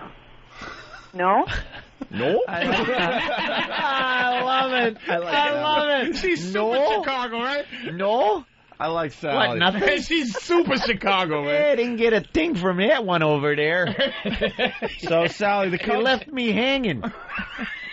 All right, Sipowicz. Sally. Yes. So the Cubs were real awful in 82 and 83? Well, the Cubs were real awful forever until about a couple seasons ago, and that was one season. That was it. Yeah, that was it. You know. Well, good old Lee, I guess he was talking to the press after a game, and he just finally had it with the Cubs fans. And I've never heard this clip before, by the way. So I want to thank Brad from Chicago for sending it in. Hey, thank you, Sally. All right, Sally. Bye. Listen to this. This guy goes off, Lee. I'll tell you one fucking thing. I hope we get fucking hotter than shit just to stuff it up them 3,000 fucking people that show up every fucking day. Because if they're the real Chicago fucking fans, they can kiss my fucking ass right downtown and print it. They're really, really behind you around here. My fucking ass. What the fuck am I supposed to do? Go out there and let my fucking players get destroyed every day and be quiet about it for the fucking nickel-dime people that show up? The motherfuckers don't even work. That's why they're out at the fucking game. They only go out and get a fucking job and find out what it's like to go out there and a fucking living. 85% of the fucking world's working. The other 15 come out here. A fucking playground for the cocksuckers. Rip them motherfuckers. Rip them cocksuckers like the fucking players. Got guys busting their fucking ass and them fucking people too. And that's the Cubs? My fucking ass. They talk about the great fucking support that the players get around here. I haven't seen it this fucking year. The name of the game is hit the ball, catch the ball, and get the fucking job done. Right now, we have more losses than we have wins. The fucking changes that have happened in the Cub organization are multifold. All right, they don't show because we're 5-14. And unfortunately, that's the criteria of them dumb 15 motherfucking percent that come out to day baseball. The other 85% are earning a living.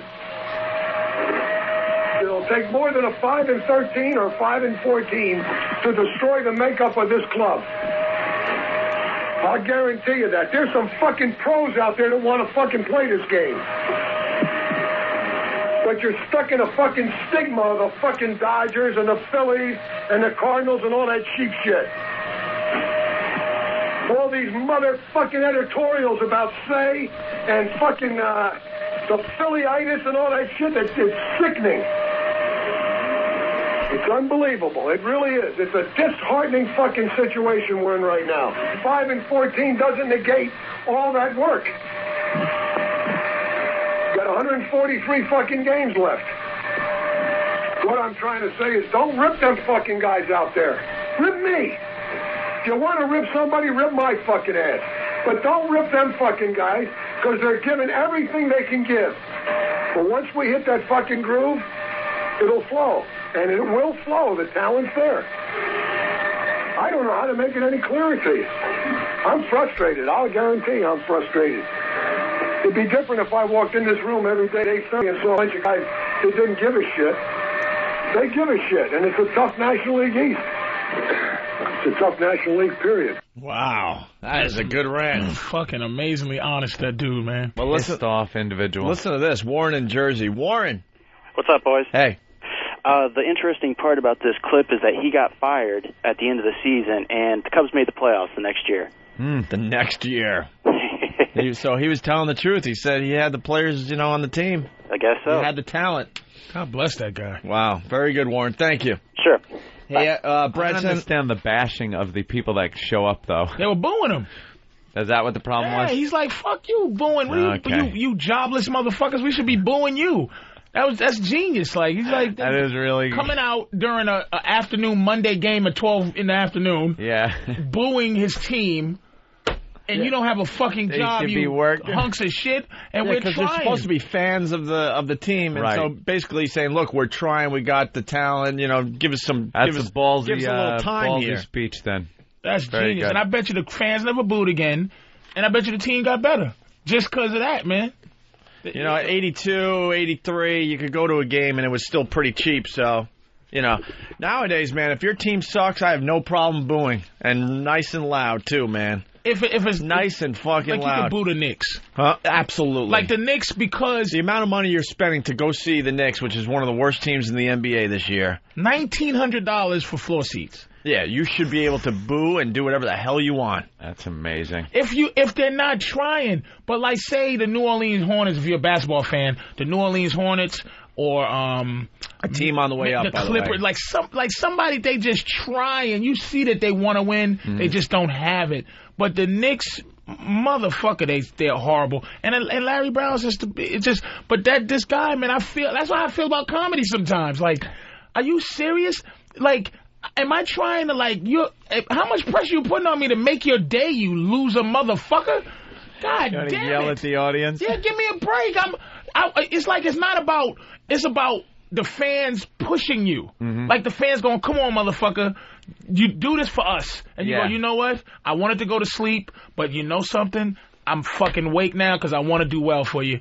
And they go, boo, fuck you. Yeah, but if you're spending, a lot of money to go to a comedy show or a sporting event, and then the drinks aren't cheap anymore. There was an article about Yankee Stadium, how much the beers are this season. It's ridiculous. Yeah, you got to pay for Johnny Damon. Then. So you were expecting some really good entertainment because you're shelling out some serious bucks. It's not an excuse, but that's why Ant and I never charge our listeners to get into one of our events. Nope. We keep the expectations nice and low so they don't start booing our They can't boo. It was free to get in, you shithead. That's right. Can you beat Chuck Liddell in a fight, you think?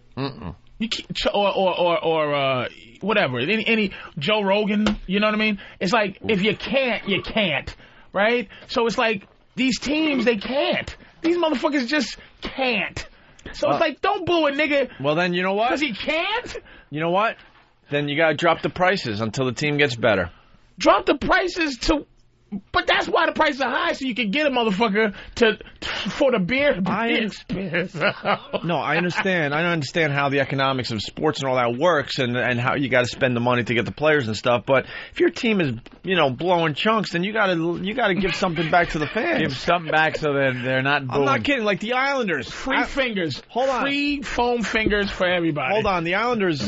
They're not going to make the playoffs this year, right? So they're handing out tickets like crazy to get as many people into the stands for the last few remaining games. The drive for 5 is over. Let's be honest, Hope. What? The hockey stinks. It's not a real sport. Hockey is a great sport to watch. And I would watch a hockey game way before I would watch an entire baseball game. They're rebuilding a lost season. You remember what baseball was doing after the strike, yeah. That's why they not fucking with Mark McGwire and Sammy Sosa on that steroid shit. Them motherfuckers put baseball back on the map. Yeah. So hockey is different because it's trying to get people back. Hockey's getting there, man. They signed a contract with NBC. Fair enough, and it's getting better though. Hockey's watchable, there. Yeah, because they are definitely getting there. Hockey's getting more and more exciting now. They got the shootouts and stuff when these games end in a tie.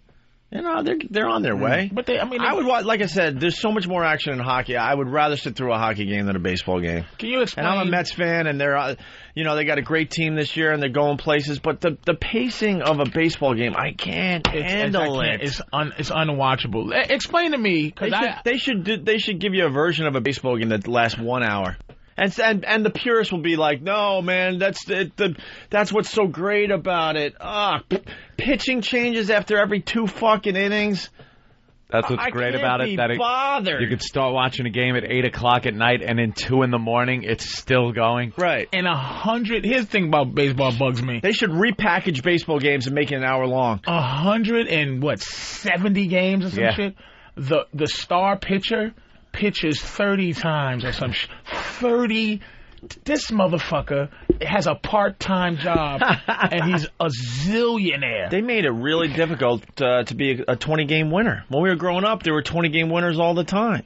Because everybody was fat pigs trying to swing the bat. Oh, no, they got a lot more starts. What? It was like 4 pitchers to a team back then, right? For the most part, 4 starters. Now it's what? They average 5, 6? 5 or 6 starters there. So now, they don't even have a shot at getting 20 wins usually. A layman like myself in hockey, just being that you're a hockey fan, just one of the things that, okay, just watching it, I'm like, oh, God, somebody kill me. But what are you watching for that's fun other than the scoring? My fellow hockey fans are going to get mad at me, or the purists, but I love the hitting and the fighting. Love it. Can't get enough of that. So without it, how's it a nice? Well, they're trying to take the fighting out of the game, and that's such a bad thing to do, man. But the checking into the boards and just knocking people down. As someone that hates basketball, because I can't stand the game, I look at it the same way you're looking at hockey. I see no fun, excitement, or thrill in watching that game. There is nothing that goes on. Dunk, dunk, dunk, dunk, dunk, funk, dunk, dunk, dunk. What's the score? 102? I mean, it's ridiculous. See, as a basketball fan, okay, to watch a motherfucker jump 11 feet and dunk it over a motherfucker that's 7 feet tall, or do it in the room. Take something, I get by. It would be hard for me to get by you with nothing in my hand, let alone dribbling something past you. But that's exciting in hockey. When you see a guy rushing down toward the net, and he's got one guy in front of him, and he's now got to slip it around him and then get it around the goalie, that shit's exciting. Fair and enough. The score, you're looking at 3-4, the scores like that. So when they do score, it's so exciting. Basketball, it's like, oh, there's another 2. Oh, there's another 2. It's so there's another 2. Oh, there's another 2, though. Oh, it's but then so you like ridiculous. Soccer, then. You must like soccer. Oh, soccer. No, soccer stinks. I can't stand. It's nothing but hockey with feet. Nah, the field is so goddamn big. We can all agree half the time they're just fucking running. We can all agree that bunch soccer of uncut stinks. fucking Spaniards and let the rest of the world have soccer.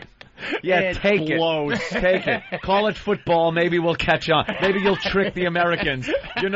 Football is really soccer. Is it? Yeah, okay, I'm tuning in. Who gives a shit? Who fucking cares? They've been trying to make soccer exciting in America for so many years. It's time to give up on that dumb thing. It won't happen. 3 billion people a year watch the World Cup. Biggest like, sport. Who gives a fuck? Great. Get me a Brazilian flag. I'll tie it to the hood of my fucking Escalade. I'm so excited. If it ain't big in this country, it ain't big. Do you know that Chow Yun-Fat is the greatest? Great. The most. He is the most famous movie star in the world. Oh, really? Not here, nigga. He's a co-star to he's an fucking extra. Paul Sorvino's daughter, nigga. Yeah, he's an extra. He's an extra in American film. Shut up. We are just so pompous. That's why they hate us. That's why. That is why we are hated. Really? Mira Sorvino and Chow Yun-Fat in some horse shit. Ooh, why are you the number 1 star? Why he second bidding? Why? Because he stinks. He stinks. Soccer stinks. Soccer is awful. Soccer. My kids horrible. will not play soccer. Someone has to start the movement. Oh, there's running downfield. What sport are you gonna say? This is what my. If you had to build you're gonna push your kid to play a sport. Which my sport was basketball. I didn't get the height, unfortunately. I really wanted to be in the NBA. You would push your kid. I went to all the basketball camps and all that. Here's what you got to do. I would probably baseball. Baseball, obviously. Got to be baseball because then you could start him out young, and it doesn't matter what happened unless they got some kind of fucking deformity. Right. But I mean, he doesn't have to grow into a giant to play basketball. My nephew, or an animal to play football. My nephew is obsessed with hockey. He started out as baseball. He's 8, and he can't get enough. He's already playing hockey. Play hockey too. You could get the kid into hockey. Baseball. Hockey's an expensive sport, though. You got to have cash, and my sister doesn't have the cash, and her son wants hockey, and she's like, oh, that's shit. What I'm saying. That's why there's no black hockey players. It's like, well, not as many. Very hard in the projects to set up the outdoor hockey rink. And when do you practice? And when do you get 10 motherfuckers to go play hockey? Or how many you need to hey fellas, hey, this is, hi Miss Johnson, this is Greg, hey dude, we gonna go play hockey? On the roof of the Quick Stop. How do you get good at hockey? No. You gotta live in Canada. You gotta live somewhere cold. Yeah. But a guy like Crosby, how does he get good? He's from Canada. Is Crosby from Canada? He is or Cosby? Great too. What's that guy? Crosby, right? Crosby, right? He's gotta be from Canada. Yeah, because they got. I'll probably look stupid, but he's got to be. A pond freezes over, and you get 10 guys. You got to simplify all this stuff. Like that's why the Canadians are so great. While we're going outside to play baseball with our pals, they're going outside to play hockey. And there's frozen freaking ponds everywhere. To us on Long Island, I could take Long Island as an example. We grew up and we loved hockey because the Islanders were so great.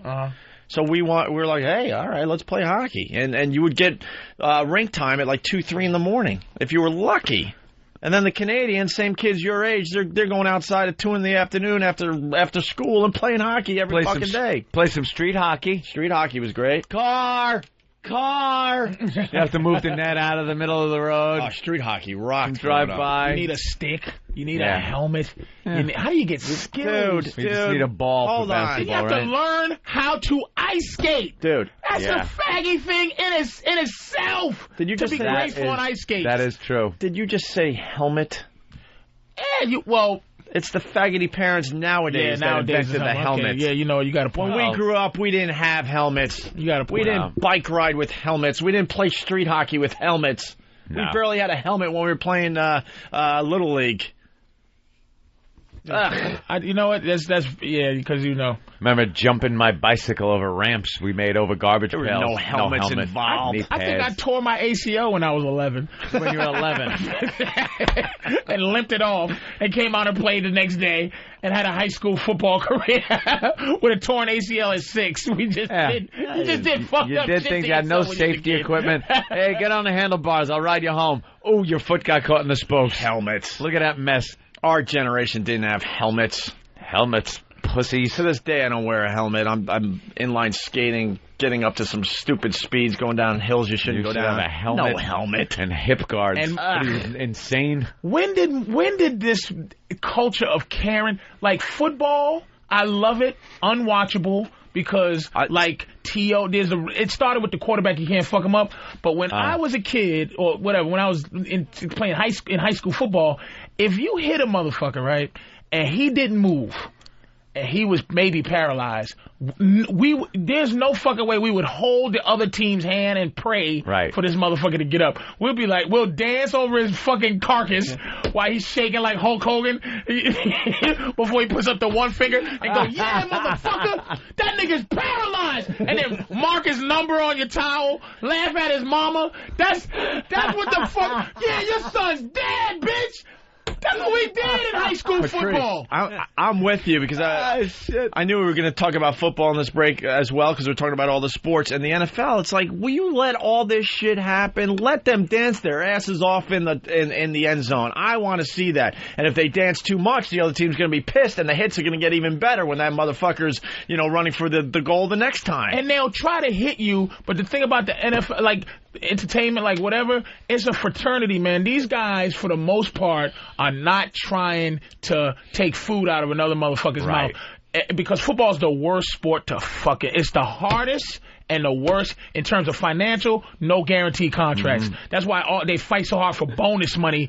Because that's their money. Yeah. You know what I mean? But if they pop a kneecap, like they got the TO rule, which is when you can't hang on a motherfucker's back and pull him down no more because it might pop his knee. But that's the shit. Yeah, motherfucker, I popped your knee, nigga. But you really ain't trying to pop his knee. Right. But if it pops, you're like, I'm the knee popping motherfucker. Fred Williamson, the hammer, he used to hit motherfuckers, punch the top of the helmet, and it hurt.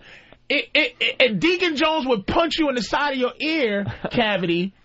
And that's what the name sack comes from. The name sack is you take the quarterback and then you put him in a sack and beat him with a baseball bat. That's where the term sack came from. Now it's like you hold the quarterback and it's in the grass.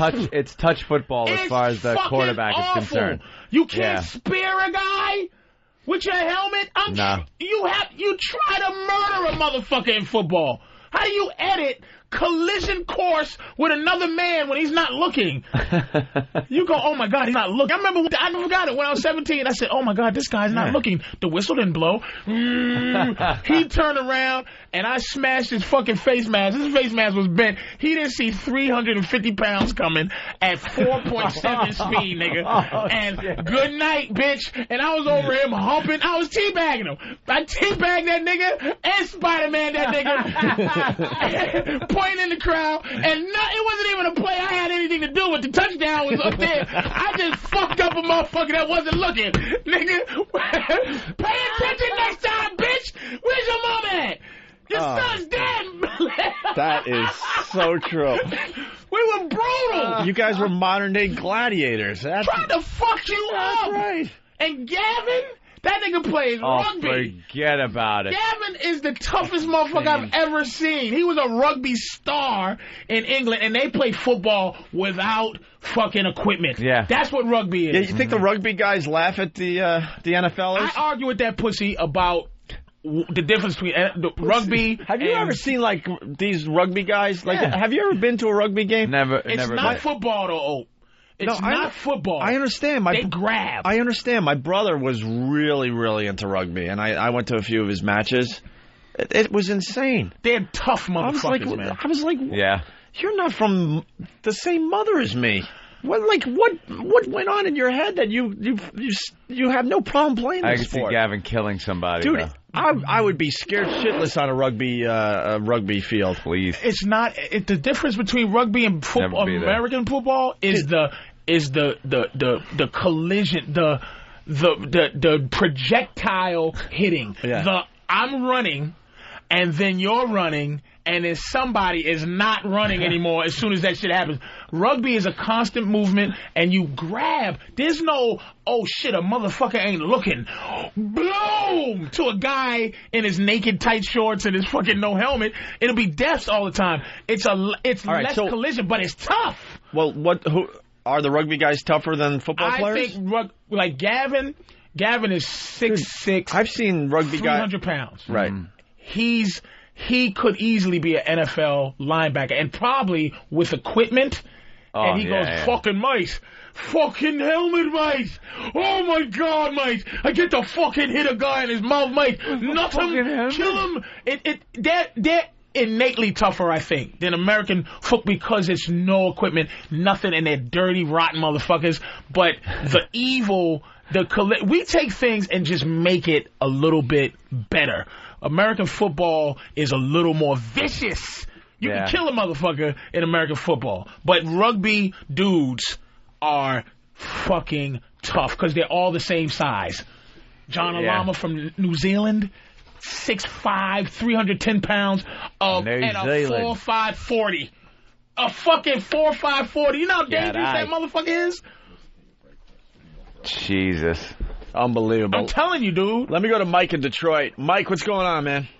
Hey, how you doing? It's Mike out of Detroit. Yeah. I'm 37 years old. My son's 10 years old. He plays hockey up there in the Pee Wee leagues and everything. I grew up playing hockey. We had to apologize to one of the kids' parents because my son hit him so good. My son's a big kid, about 5 foot tall, 10 years old, 130 pounds. He's a defenseman. Kid comes across the blue line, skating with his head down. He lays him out. They have to drag him off the freaking ice. At the end of the game, we got to go over and apologize to the kid's parents, and we got to be sincere. And I'm just sitting there thinking to myself, hey, head up. First thing they fucking teach you, you know? Yeah. How proud were you as a dad when your son's laying out other kids? Oh, dude, I was smiling from ear to ear as he's apologizing. And you know what? At that point, those other kids should get out of the game. But instead, you got to apologize because we're all, like, equal, and it's PC, and everyone gets to play, and no one gets hurt, and everyone gets to score. Was you silently, like, when you went home? Now, as a father, I really wish I was a dad to a son, you know what I mean? And let me ask you this. When you after you see your son is a brute, right? Do you like silently like push him to continue, or you go, son, you gotta be a little more careful, or do you go, good job, son, like thank you? And another question is are you gonna be happy when he gets pussy at whatever age he gets pussy at? Oh, I'd be happy whenever he gets pussy. Even at 12 or 11? We went to Outback for steak dinner after the freaking game. I was so happy. Oh, bravo. What a fucking man. What a man. There you go. But do you push him to be, like, do you go, son, you know, good job killing that bastard? No, my son's actually a straight-A student, goes to private school, very passive individual, except when he plays hockey. That's his outlet. I tell him, hey, You hit them fucking good. That's awesome. how it works, man. Hey, speaking of getting hit nice and hard, we've been talking about this new website, Break.com. I was checking it out last night. They're featuring our Twitchell's videos. Yes. Where Twitchell's slapping his face really hard with stuff in his hands, like pudding and stuff. I love Twitch. Anyway, there's a video that's right up on the front page of a kid getting just creamed at a hockey game into the boards, and the entire glass just shatters. And the guy's down on the ice. It is. Check this out, Ed. A kid or a? Well, I mean, he's like a. You know, it's probably I don't know. If I had to guess, maybe 15-year-old, 16-year-old. Oh, look at that. And down he goes. He and boom goes the dynamite. No, he tried to get up and he's back down. He's back down. The video's unbelievable. It's on Break.com. Oh, how proud would you be if you was the dad of that kid? Oh, that just you almost slammed him, kid. son. You slammed him. Good boy. Scott the Trucker, what's up? Hey, what's up, fellas? Hey. Hey, up near Syracuse, it's kind of like hockey. I grew up playing lacrosse. Yeah. The only thing we had at the time was the gloves and a helmet. We wore no shoulder pad, nothing. Right. You know, just a jersey and the shorts. And now they got these little fucking kids like my nephew with the shoulder pads, the flak jackets. They want to give them football pads with the thigh pads and all that shit. They just learn how to take a fucking hit. Oh, you got hit. Oh, boo-hoo. Fucking get up, walk it off, tape it up, get back out there and hit somebody else with the goddamn stick. I think a few kids stick. getting paralyzed and stuff might have had something to do with it. Well, I seen one kid had his helmet off on you got to figure out what sport your kid's good at, though, man. Blowing their knee out at, like 7 years old. Yeah, I had an injury at 7, ruined my career. All right. I saw my other nephew. He's playing football. And he's like, how old is he now? 7. And he's 7 or 8. Football at 7? Is that legal? It is insane, man. Wow. And these kids are running off the field crying and like their knuckles hurt because they got smashed in between helmets, and the moms have to run out and calm them down and give them a little like snack so they can get back in the game. And the father's like, "Oh, is that funny?" The father's like, "If you want comedy, man, go see 7-year-olds play football. It is one of the best days you could ever spend." Well, like one or two be good. The whole thing is insane. Because the father's like, it's all right, don't cry, get back out there. And the mom's like, I can't believe you. And then, cuddling the kid. And giving him all this equipment crying. Yeah, giving him a juicy box to calm him down. A juicy box. And then there's other mothers at the big... with the fucking straw in it. I'm not even kidding. Through his face mask. And then you see the father rolling his eyes like, oh, God, there you go, cuddling the kid again. It's unbelievable. There's no juicy box in football. No. And, dude, there's a kid on my nephew's team, a black kid, that is so much bigger than everyone else, just destroying everybody. That should not be And legal. they don't know how to tell the kid not to play because, he's 7, 8, and he's competitive like everybody else. Just put him in that. Just have the NFL draft him. But you could also... 7 years old. 7-year-old. Patrice, you could already tell that this kid is going to be a force in football. Because that's going to be what the curve is at each level. Like, I was that big. I'm as big as I was every level of life. So this kid's going to be this much bigger and this much better than every level. Because those are the kids he's growing up with. You know what I mean? They already have some kind of nickname for him, like the Destroyer or some crazy name. I thought it was something else. The future big nigga. The future big I'm sure some of the fathers and mothers have a different nickname for him. Dude, he's playing that frightening coon who's hitting my child. Stay away from the Negro. He's playing hurt you. He's playing linebacker and at hike. He's playing linebacker. Oh, and he is just like the little kid is just trying to learn how to be a quarterback, and this monster's running after him, and he just drops the ball and runs away like he does. His juicy little juicy box. I want your juice box, nigga. Oh yeah, and then you fucked up my car. Oh shit. Dude, you fucked up his car. Dude, I'm telling you, if you want an entertaining afternoon, go watch a game. Because then the coach is like, looks down the bench to see who's not crying anymore to get them back in the game. Kids are running out crying all the time. All the time. 7 years old playing football. That's beautiful, man. I wish I had a goddamn son.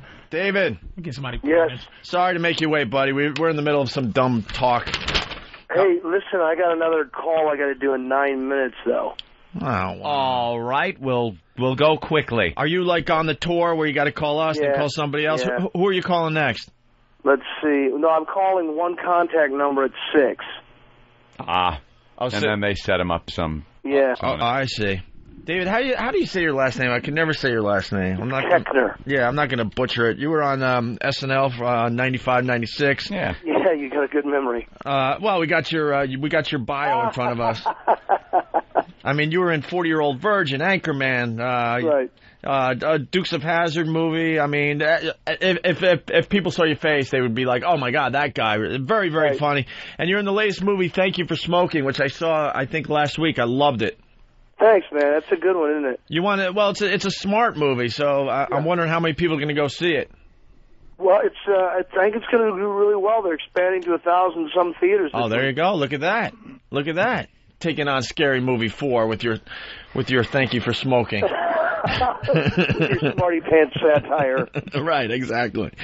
You want to explain the movie to everybody?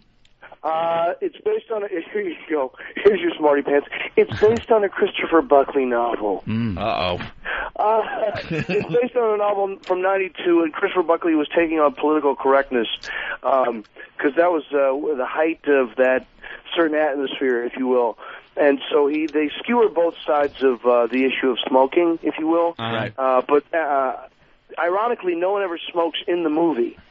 So it's not about smoking. It's about spin control. It's about lobbyists. It's about point of view. It's also got a little morality tale in there because the father's got to, you're just talking about fathers and sons, the father's got to teach his son how to make an argument, how to argue, not necessarily right and wrong, but how you tell the difference between right and wrong, and what is right and wrong. Right. Because these days, people have opinions, but that doesn't necessarily make them right. It's just like if someone's got a strong opinion, no one will challenge it and assume it's right. Yeah, and the lead character, his whole job is to convince America that smoking is not as bad as you think. Well, there are people out there that do that. Yeah, for a living. Exactly, that's their job. And you play actually the head of the NRA, I guess, basically, or a lobbyist for the NRA. Yeah, the gun lobby. They don't call it the NRA. Yeah, I know. Right. And, the gun lobby. And it's great because David's character gets together with the guy that's taking care of the smoking thing, and the alcohol. Maria Bello. That's right. She's she's trying lobbyist for the alcohol industry. So she's spinning, saying alcohol's not as bad, and the drunk driving thing is not as bad as people think. And then David's character's the gun thing, and then the guy with the smoking, and they get together and swap information. Yeah, we hang out at a restaurant because we all work for these we have these hard jobs of spinning for these companies that kill people, right? And one way or another, or accidentally, whatever. I'm not going to spin for it. And we call ourselves the Merchants of Death. The Merchants of Death, right? And they get together and just compare notes and stuff to help each other's jobs out. So. Right. We compete with death figures. Yeah, and turns out that the smoking thing is the worst as far as deaths every year, right? As far as killers, yeah. And then the alcohol and the gun thing just didn't seem too bad, actually. Well, they don't even compare. Right. It didn't even come close. A tongue lash. I mean, come on, 11,000 deaths a year? Right. That doesn't even touch what I do. Right. I forget what his product kills. I forget all the quotes, but they're pretty hilarious. Yeah. Folks, bottom line, you got to go see this picture. I really enjoyed it. Good. I definitely enjoyed the movie. You a smoke? I don't. No, huh? I got kids. Oh, you smoke them? Oh, what do you so they smoke. Never seen. I tell you what, my kids watched Grease, and in Grease, because they're little kids, right, 6 and 4, and they enjoy it, and it's one of my wife's favorites. So they're watching the movie, and they smoke in that movie. Yeah. Swear to God, the next day they take a straw and act like they're smoking. Yeah, kids will do that though. I remember being a kid, and they used to sell what they called the candy cigarettes in the in the stores. You go down there. How the hell did they get away with that? And it was in the little pack that looked like Marlboro, and it was candy, and a little red paint at the tip of it. Yep. And tip. Yeah, and you'd be like, "Hey, look, I'm smoking like Daddy." There was also later came gum, and if you actually blew out on the gum, do you remember this one? Yeah. You blew out on the gum, it looked like smoke came out of it? Yeah, because it was like some powdered sugar stuff would come flying out of it, and it would look like smoke. But they pulled all that stuff off the market. I've still seen candy cigarettes around. Really? Where, to Taiwan? Where do you see that? Where in America? I bet it was down south. No, actually, it was one of those, those trucks that have ice cream and candy and all that stuff. Oh, yeah, the ice cream trucks, my friend. Yeah. Yes, my friend, you get the candy cigarette, my friend. Exactly. Well, when does the movie come out? Well, it's been out. It's out. But they're expanding it to more theaters. That's what they got to do. They do that little test run, do they? I think they call it platforming. Platforming. There's a word for everything. God damn it. What do I know? Platforming. I just know, hey, wow, look, there's a cool movie in my theater. I'm going to go see it. I guess that's what they did with that Basic Instinct 2. They were platforming. Yeah, I guess. No one really wanted to. Wow. No one really wanted to see that for the second time around. Well, man, I mean, how many years has it been between the two movies, right? Leg crossings. 30. Yeah. And they blatantly were trying to promote it that way, where they showed her cross the legs and put a big black box over her. That movie made $4,600 at the box office. Yeah. Just they said it averaged something like 4 people per theater. Oh, nice! Yeah. It's an intimate date movie. Yeah, that's it. You could go in there and get away from everybody. Yeah, because I really want to see Sharon Stone's 50-year-old pussy. Oh, Jesus Christ! How about you make Basic Instinct? Don't hold back. How about you make Basic Instinct 2 maybe 2-3 years later? Yeah. You wait 2 decades. Gee, thanks. Yeah. Thanks for throwing us a bone. Or recast it. Think her pussy or tastes recast it. Think her pussy tastes like an alligator's stomach? Jesus. I've never tasted an alligator's stomach, but that's still funny. I can only imagine. You don't even need to imagine for some reason. So you got it good with this movie. This isn't one of those movies that needs to be like this over the top, hundreds of millions of dollars to be successful. It's just got to be critically acclaimed. Yeah, it's getting great reviews. It speaks for itself. It really is a fun movie, and it works from the beginning to the end. You walk out and you go, "Wow, that worked." Yeah, and people get it because I could just see some people that don't really get it. There was some, What is this? There were some really, really funny scenes in this movie. They're trying to brainwash me. Yeah. Or a PG-13. I'm not going in there. They're going to try and make me smoke. What rating did they give you guys? A PG-13? I think it's an R. An R, really? Oh, good. Yeah. Why? Because of the subject matter? I think because of the sex scenes. Oh. And doesn't she say, "I want you inside"? I want you inside me when I see you on TV. Oh, the Katie Holmes scene. Right. Oh, right. That was really good. Yeah. Dude, that was hilarious. I forgot all about that until I don't want to give it away. Damn it. I want to talk about it. Huh? I wonder whatever happened to her. Yeah, where'd she go? You never hear about her anymore. Do you really think she's pregnant? A lot of people don't think she's pregnant. We all got to wait to see what's under that shirt. Yeah, nice shirt. Yeah, L. Ron Hubbard's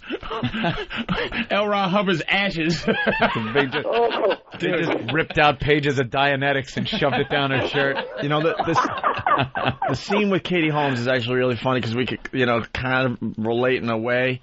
Like, she's a reporter. Mm-hmm. And she starts banging this guy. So he's like, not because we banged reporters, by the way, but you'll understand what I'm getting at. And I guess he assumed that they had something because they're having sex. So he's telling her all this information, assuming it's it's off the record because they're having sex. Yeah. And we've been in positions with some of our friendly reporters, like, he can't possibly screw us. It's our pal. Right. So he's just yapping because he's having sex with her, and she just puts out an article and destroys the dude in the movie.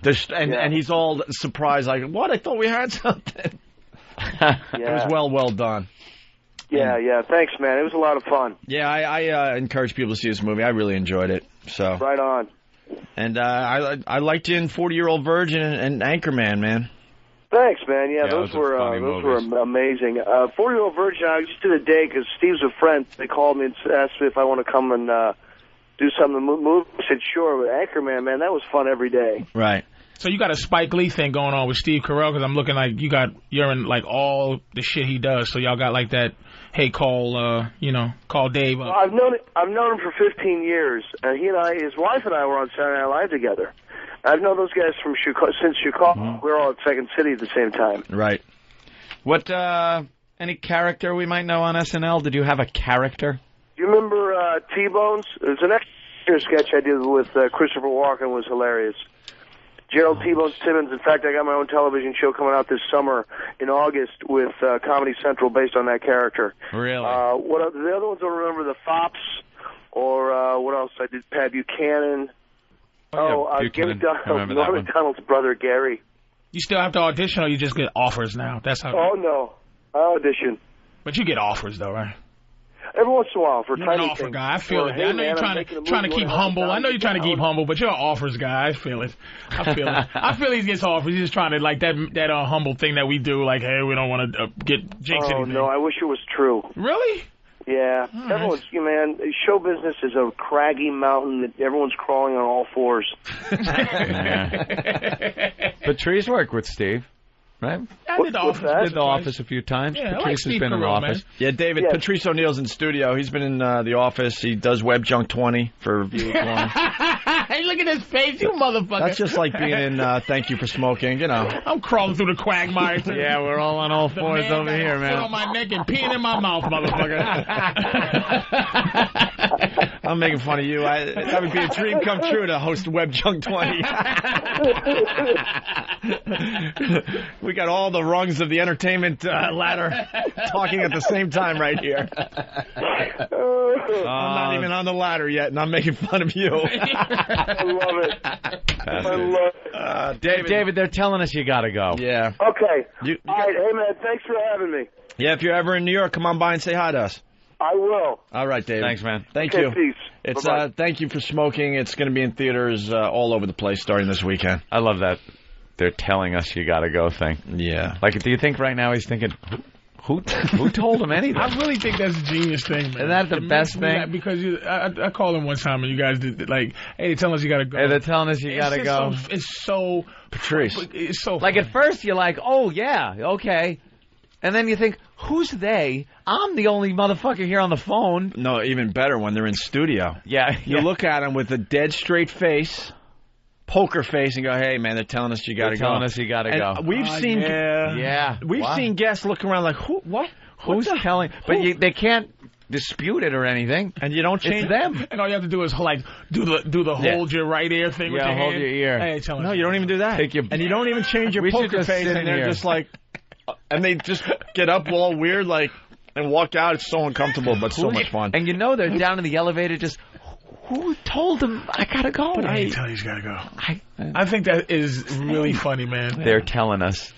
Hey, this started off by, I don't even know how this break started. We've been on like hour and a half easily. Wow. Maybe longer. Jesus. Yeah. We had another sports clip. That's what it was, from Brad in Chicago. Oh.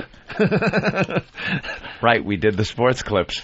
God, that seems like years ago. I had a second clip we were going to play, and then we went off on an hour tangent. Certainly did. So we should wrap up this break with another clip that Brad sent in. It's Mark Grace. Mark Grace, this is how it's in the email. Mark Grace ripped a player while he was the Diamondbacks announcer and not knowing he was live on the air. Oh. Ouch. Nice grammar. Here's the clip. So we get a look at Juan Encarnacion, who did major damage to the Diamondbacks in Phoenix about a month ago. Every fucking swing that guy takes is an underwater swing.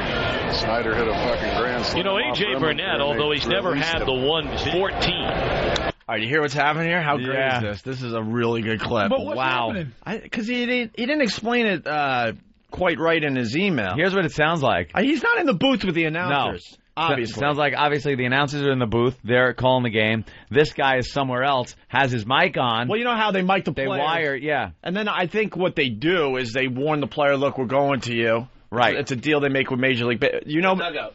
He's in the dugout? He's in the dugout. Yeah, but, like, I mean, if you're going to be mic'd as a player, you got to think you're just going to start cursing. So you got to think someone is, from the broadcast going, all right, we're going to finally go to you, so keep it clean. Right. Yeah, they left his mic on, and They left his mic on. It goes on, and now the announcer, the guy in the booth, is trying his best every time this guy starts talking and cursing to cover it up with something that he can say loudly. Yeah, you hear his voice get a little louder, like, oh! You heard him chime in after he heard the first F-bomb. The guy's a player. Yeah. Yeah, he's not in the announcer's booth. Now we understand what's going on. I guess, like Ben said, he's in the dugout and he's mic'd, and they're going to, eventually play his audio, whatever. Yeah.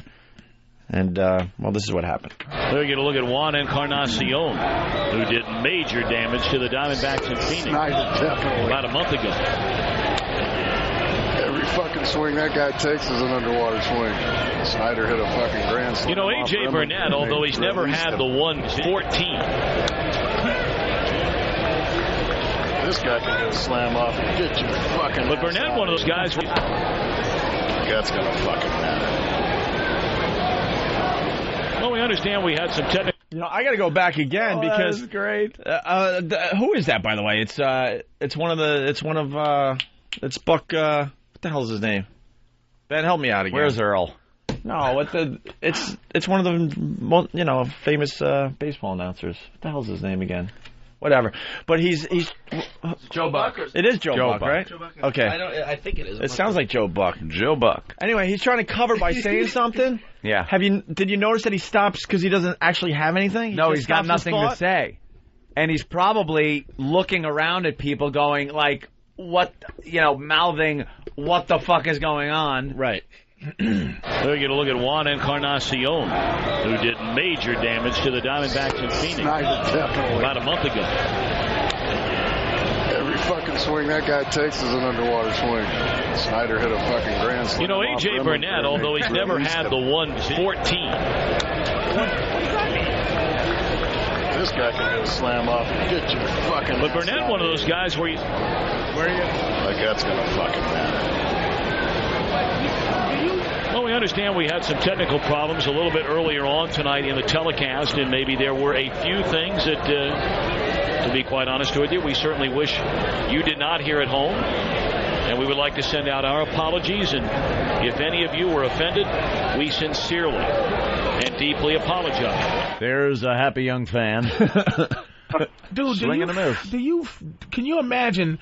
I feel that he was not only that fucked up to hear, as for the guy announcing, but there was a guy talking that he was talking to that was uncomfortable. That was an uncomfortable conversation, just man to man, like this fucking guy. And then you can picture the guy next to him because there's no sound from the other guy going, yeah, he's a dick. He's just going, yeah. Cool, man. Yeah, man. And he's like, this fucking guy sucks. Yeah. Every swing he takes is a fucking underwater swing. Fuck. Just one of those guys that you're like, get the fuck away from me, dude. Yeah, right. You know what, though? It just shows you, though.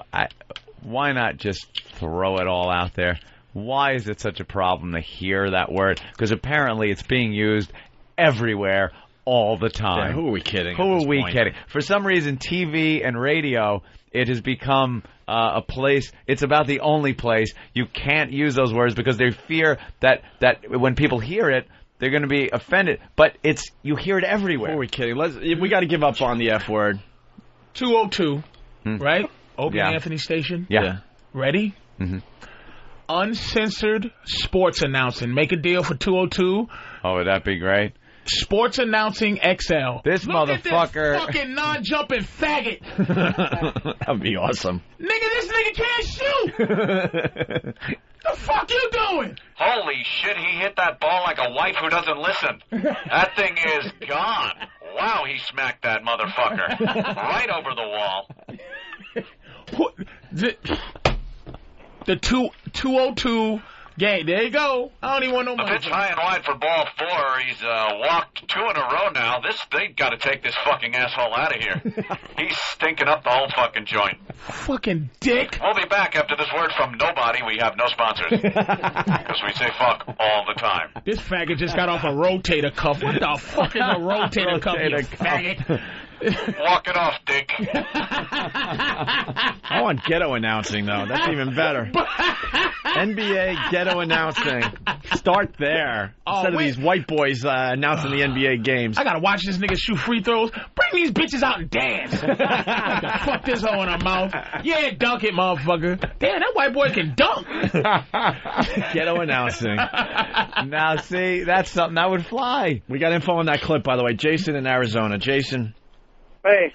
Yeah, Hey, the man. announcer, that's Tom Brennevan. He does the TV side. Okay, I'm sorry. And They all sound like Joe Buck to me. Yeah, and the funny thing is, because that was when Mark Grace was an actual player, and then now he doesn't play no more, but he does the TV side now with that guy, Tom Brennevan. How great is that? So Very cool. All right, punch it out. Thanks, Jason. So, and of course, we could finish up with the latest John Sterling call. Now the 2-2. Swung on, hit in the air to deep right. If it stays fair, it's gone. It is gone. Upper deck. A 3-run home run for Johnny Damon. Positively demonic. He hits a 3-run home run in the first row of the upper deck near the foul pole. That blows it wide open, and the Yankees have a 9-2 lead. That's the best you could come up with for Johnny Damon. Demonic. You're gonna have to hear demonic. You're gonna have to hear demonic all year long. You Yankee fans. Demonic. Oh boy. Demonic. It's gonna be great. a long season if you got to listen to that crap. But Giambino was bad. And he couldn't even really sell it. He's still working on something for Johnny Damon. He's like, I'll try the demonic. I don't know if it's gonna fly. With What's the fans. Asian guy that he got something for him? I don't know. What's that guy name? The best is the Jambino, an A-bomb by A-Rod. Shut up. Jimmy fucking hates it. I can't wait to tell Jimmy what he's got for Johnny Damon. What do we got? Yeah. Yeah, that's nice. Thanks, E-Rock. I don't need it, though. E-Rock. All right, we got to take a break. All right. We have audio of DEA who's suing. We started that an hour ago. I want to hear that. Yo Mama clips from MTV. Yeah, I want to hear about this thing. I haven't seen the show, but I heard it really stinks. I hate it. I hate it. Welcome to the Opie and... Hello? Hi, Mom. Ma, I'm working. I'll call you back, okay? Love you too. Welcome to the Opie... Hello? Ma, I'm working. I will call you back. Welcome to... Ma, let me work. Welcome to the Opie and Anthony Show. Whew, finally. Being an intern for the Opie and Anthony radio show can be a worthwhile experience if you follow these simple guidelines. First, you must adhere to the company dress code. You could wear either garters or thong panties. When working in close quarters with others for extended periods of time, personal hygiene is also very important. You will shave every third day, which includes legs and pubic area, navel to anus. Conduct in studio and on air is also of critical importance. You will be naked within 20 minutes and then sleep naked unless otherwise instructed. On occasion, interns will need to cater to very specific needs of the radio show hosts. You will perform any and all sexual acts, including anal penetration and or ingestion of cum when told to. Interns looking for additional credit are encouraged to go the extra mile. Sex acts can include, but are not limited to, stripping, hand jobs, fingering, masturbation, dildoing, vibrators, and object insertion. All application of lubes to myself, you, or any object will be done by you. Of course, it's important to maintain a positive attitude despite any objection you may have to these requests. You will not cry, sob, whine, or otherwise show displeasure or unhappiness. Non-compliance with a host's request will be dealt with effectively and immediately. If you are non-compliant, you will be tied to the bed, and I will do whatever I wish to you. So if you think you have what it takes to be an Opie and Anthony Show intern, look for details on opieandanthony.com. I can cuddle, spoon, hold, or touch you in any way. What is fucking wrong with this?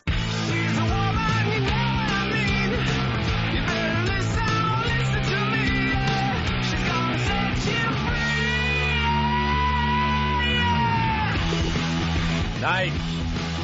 Wolf Mother, right? Thank you, Steve. We're back with the Opie and Anthony program. Patrice O'Neill in studio.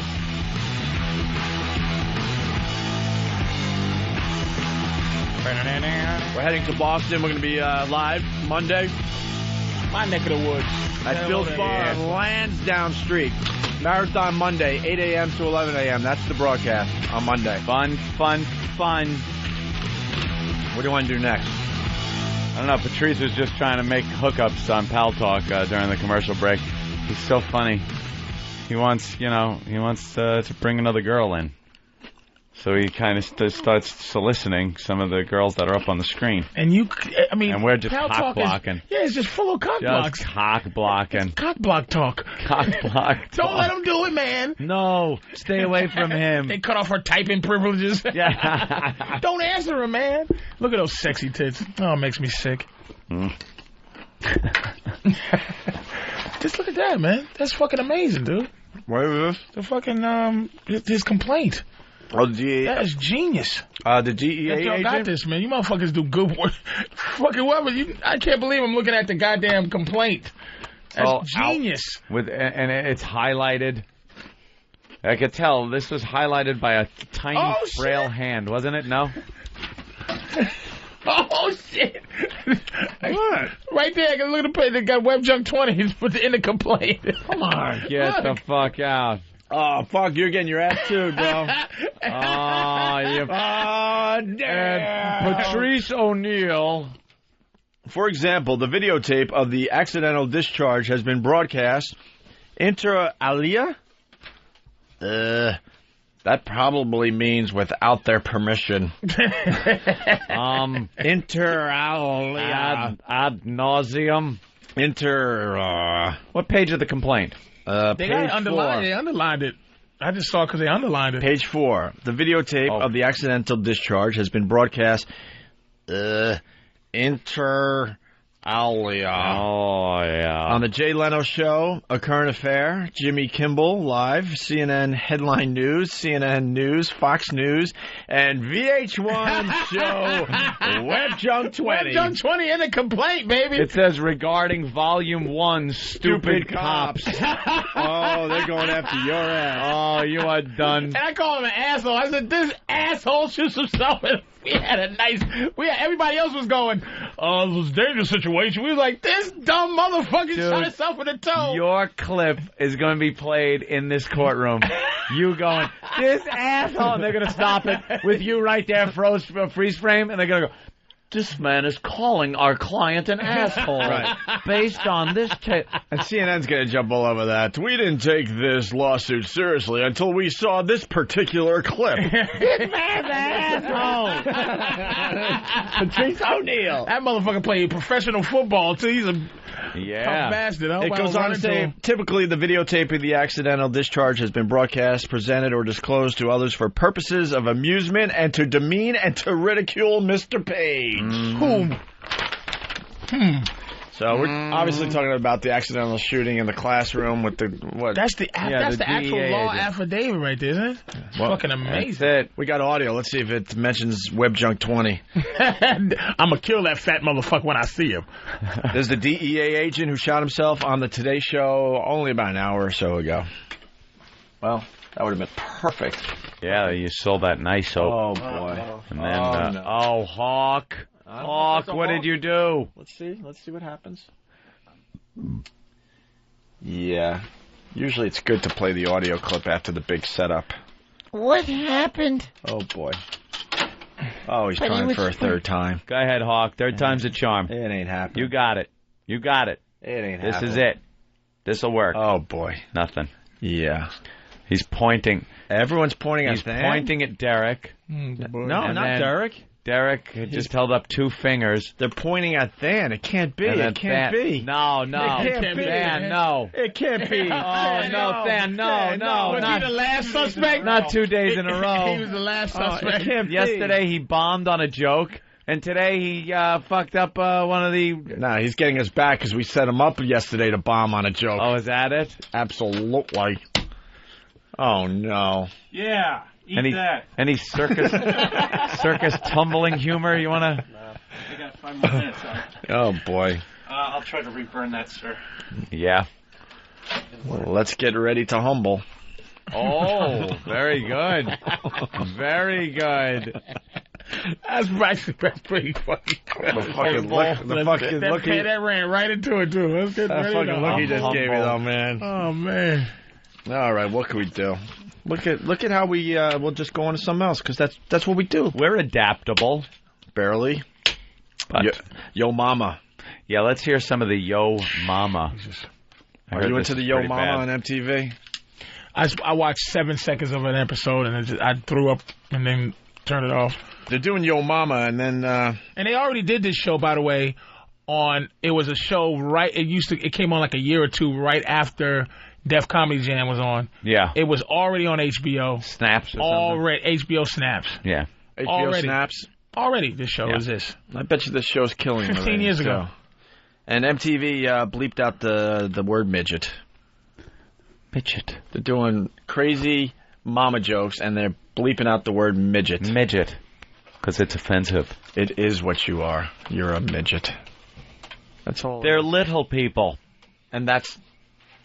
No, little people are regular motherfuckers who are small. What you have is midgetitis. Someone's calling me dumb. I think we were speculating, right? Rob? Yeah, man.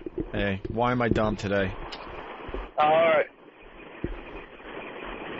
This guy's going to explain why you're dumb. Yeah. You stupid motherfucker. You're on the air, idiot. Speak. Oh, what's up? Hey, how you doing? All right, doesn't smarty that fuck pants. up your whole phone call if Totally. you're calling to say I'm dumb?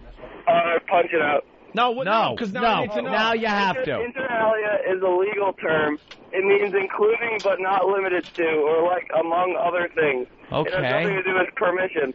He didn't say Rob, he if knew. you're calling me dumb because I didn't know what that is, that's fine, but I'm a dummy. And I wanted to call you out because, you know, you guys always say that you're on the microphone. It must be the truth. You were wrong today. Rob. Yeah. I was kind of doing like a Butthead, Beavis and Butthead thing, like, and playing dumb. I think it means... I've never seen that word in print before in my life. I don't care to see it ever again. And if I'm dumb because I don't know what that means, then so be it. Hey, smarty pants. You go to Hofstra, huh? Oh, Enough said. Enough said. Hofstra. What are you going to Hofstra Law? Yeah. Yeah, that's a great legal... All the legal minds come out of Hofstra Law. Ha ha. And Anthony didn't even graduate high school. How does that make you feel? That's right. And I know that Hofstra ain't worth a shit. You didn't graduate high school? He didn't Travis, need to. That's why Travis so smart goes now. to Hofstra, went to Hofstra. It's all unfolding. I'm going to know the entire Anthony story by 2016. No graduating for me. I was too busy smoking pot. What was high school going to get me? All right, thanks. All right, counselor. Yes, Than. Oh, thanks, man. Wow. Now we can go to either thing. What are you doing with that? But like, I don't look now. You know. Let's go with Yo Mama. Beard. I don't need change either. Thanks. Bill, the intern, his beard. But now that the hair has really gotten low into your eyes. You're starting to look like Paul McCartney. Like you're doing something like, yeah. Remember when Paul McCartney just, like, right after the Beatles broke up? You should get him a Sgt. Pepper jacket. He was, like, singing Let It Be. Oh, my God. He's got that. There's almost some kind of a Chekhov hairdo going on. Oh, yeah. I guess I could see that. Yeah, like it's really... Wow. You're a hairy guy. Yeah, I was going to shave my beard actually this weekend, but... Nah, don't do that. Keep it going. He's trying to get, like, downtown heroin pussy. Is that it? Greenwich Village heroin bitches with the super, what's that, the fucking dog, underdog lunch boxes they walk around with their makeup in, and the Che Guerrero jackets, and that's who he's trying to fuck now. Down on Rivington. Yeah. Up on Delancey off of minus 47th Street and shit. This motherfucker. minus 47th. That's really funny if you live in Manhattan. Right, no, right? That's really funny. Like, where the fuck am I? I'm at minus 47th Street. Didn't even know I went down this far. Trying to fuck junkie bitches. Well, good luck to you. All right. Thank you. Let's go back to the DEA. DEA agent who shot himself. He talked on the Today Show. It works. Here so goes. much for timing. Hope it works. 50 Cent, Too Short, all of them talk about Glock 40. Okay, I'm the only one in this room professional enough that I know of to carry this Glock 40. I'm the only. Now, that happened 2 years ago, but now Lee Page, the agent you're seeing, is suing the federal government because the video somehow hit the internet, even though it was part of an internal DEA investigation. The best part, he's like, I'm the only one. Yeah. That is professional enough, or whatever see, he said. And you then know, bam, right after that. Who's he say talks about the Glock? 50 Cent. Your 50 talks about the Glock. But apparently, he puts one in the chamber and then drops the clip. Dude, this could wreck your career. Which is really not what you're supposed to do. This could wreck the Web Junk 20 career of Patrice O'Neal. Oof. They're going to run scared. Mm-mm. No? No? All right. That's why I'm there to cover him. Never. No. It's going to turn up in the... is it lunchtime? In the court case, though. For Patrice, it is. Yeah, for me, I'm starving. What'd you get, chicken cutlet? Chicken salad. Chicken salad. Listen, good. He can't win this, by the way. People cover themselves too much. Like the Goofy show I do, the lawyers cover themselves. Yeah. He can't win. He's saying because it was part of a DEA investigation. It was part of an investigation after he did it, I'm sure. Yeah. When it first happened, or if that thing had gone off without a hitch like that tape would have ended up where? They sent it to other schools or something, maybe? Who was filming this? The school itself? Just the school to, All right, let's... put it in their video yearbook. This is where he explains why he's suing. As we heard on the tape, you said, I'm the only one professional enough to handle the weapon, and then bang, the gun discharged. How could this have happened? Well, I basically had an accidental discharge. I cleared the weapon and then omitted to release the magazine. When I let the slide forward, it seated another round in the magazine. I was at the point of attempting to demonstrate how the gun could be disassembled and put back together. And it's something that I had done hundreds of times throughout my career. And I had an honest mistake. And basically what happened is I shot myself. He's got to sue. He's looking for a paycheck. Someone got in his head and said, well, you know what, man? We can make some money off this. Like, what happened? I fucked up would be the answer, because that's what he did. Clears the weapon and then pops the magazine out. Patrick in Ohio. Patrick? Yeah, I got the exact same gun. It's a Glock 23. It's 40 caliber. It's like extremely difficult to make that gun go off on accident. For one, because like you always know if one's in the chamber, because if one is not in the chamber, the trigger will be suppressed. It'll be like back against the, I don't know, they'll be back of the trigger guard. Yeah, it'll be back against the trigger guard. Secondly, on a Glock, on his model, your finger has to be like dead on the trigger, because in the middle there's like a little, it's like a little clip, and if you don't have your finger on that, that is the safety. Like if you don't have your finger square on the trigger, it will not. Yeah, go you can't put your finger on the very tip of the trigger and pull it. Yeah, because on the side, yeah, it's like hard, but in the middle is like a little plastic. He wanted to release the hammer, is what he did, and. But his hammer on that gun is internal. Yeah, no, I know. It's an automatic. He wanted to release it, so he just pulled the trigger, thinking that the gun was clear when, obviously, oops. Can a gun malfunction? Yeah, when a person fucking malfunctions. I mean, it can't do something and fire itself when it clicked back. I would love to know how many times a gun has malfunctioned and gone off without it being some type of human error, because it's usually somebody being that guy was being so fucking careless right there. A room full of kids. When you clear your clip, I don't care if you open it up and you visually look and see if anything's in there, and then you still don't fucking. And now this guy is suing. Yeah, I swear, man, the kids should sue him. Yeah, the kids probably got a good case. The kids should I was sue traumatized. him. Yeah, of trauma, but they'll sue the DEA also. Yeah, I would sue that guy personally, going, look, man, my kid was in that classroom, and now he's scared that he's going to be shot just walking down the street. That's the Brandon Lee thing. What the fuck happened? Yeah. That's why, if they don't fuck around with water guns on sets, because that shit happened to Brandon Lee's son. That's how he died. John Eric Hexum. Remember John Eric Hexum? He was a guy who was on this TV series, and he was fucking around with a gun. There was a blanket around in it, and he put it up against his head and pulled the trigger.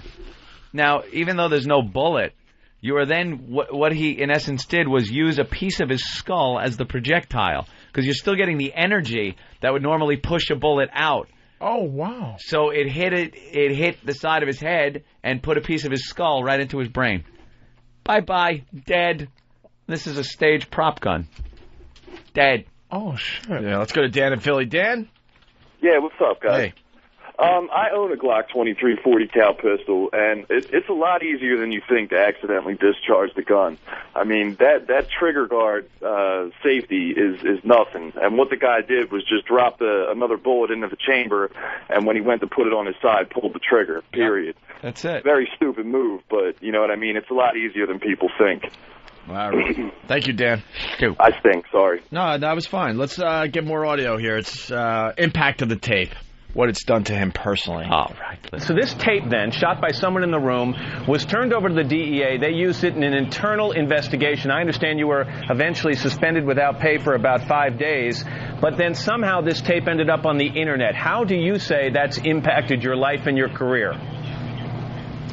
Well, basically, Trees call me asshole. The majority of my time as a special agent with DEA, I spent a lot of time working undercover. I also was a demand reduction collateral duty. One of my collateral duties was a demand reduction agent, where I went out and spoke to civic organizations, professional teams, nursing homes, doctors, lawyers, the whole 9 yards, and had aspirations of doing something at the end of my career. And it's probably going to be hard now, since throughout the world this video had been shown. And thank God it's going to be hard. What are you doing with a loaded gun in a classroom? What are you doing with a loaded gun in a classroom? A little demonstration. Imagine if you shot one of those kids, man. Oh. That would make a great tape for Web Junk 20, right? How come it's okay if he shoots himself, but shooting one of the kids, you never would have played it? Yeah. Ziggy? Never would have seen that. Ziggy, hey, guys, what's up? Hey. I just wanted to chime in, man. I spent 6 years in the Marine Corps, and my brother's a cop, my best friend's a cop, and the first rule of any weapon is you treat it as if it was loaded or not. I don't care if you have a magazine in the round, any stuff like that, man. This guy, especially in a classroom of kids, I don't see how anybody could be that stupid. In that environment, with kids in a classroom, wouldn't you like quadruple check everything? Oh, God, yeah. I know when we were in the Marine Corps, you'd have the little dog and pony shows where people would come and look at weapons. You can't how many times you went over that, just checking the chamber. First of all, there's no reason to come in there with a loaded magazine. The weapon should have been cleared before he even... like 50 Cent. He wanted to be cool. He wanted to look like a gangster thug in front of the kids. Like a hard ass. There was no reason to have ammo on himself when he went into that classroom. He could have done the whole demonstration with just the magazine and the gun. All right, you're damn right. Punch out, guys. All right, thank you, buddy. Let's see. Yeah, let's go down to Mark in Connecticut. Mark, what's up?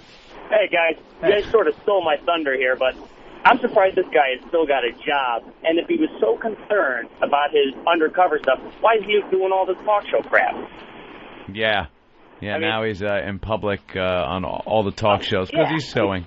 Yeah, well, and you stole my thunder saying, what if you pop one of the guys in the class? But I sell like 15 Glocks a week at the shop that I work at. And some of the cops that I sell to are the scariest guys I sell them to. The way they finger the gun and don't know what the hell they're doing with it. Horrible.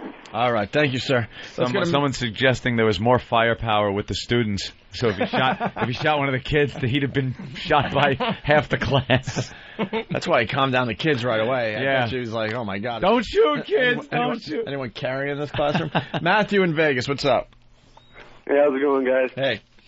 I worked at a secret test site, and we had to watch this as a training video. And if you see what the guy did, is he actually racks the slide back to clear it with the magazine still in, and rides the slide forward with the magazine in the gun. Yeah, if he would have popped the magazine, even if there was one in the chamber, if he would have then racked it, it would have popped out the live round and it would have been empty.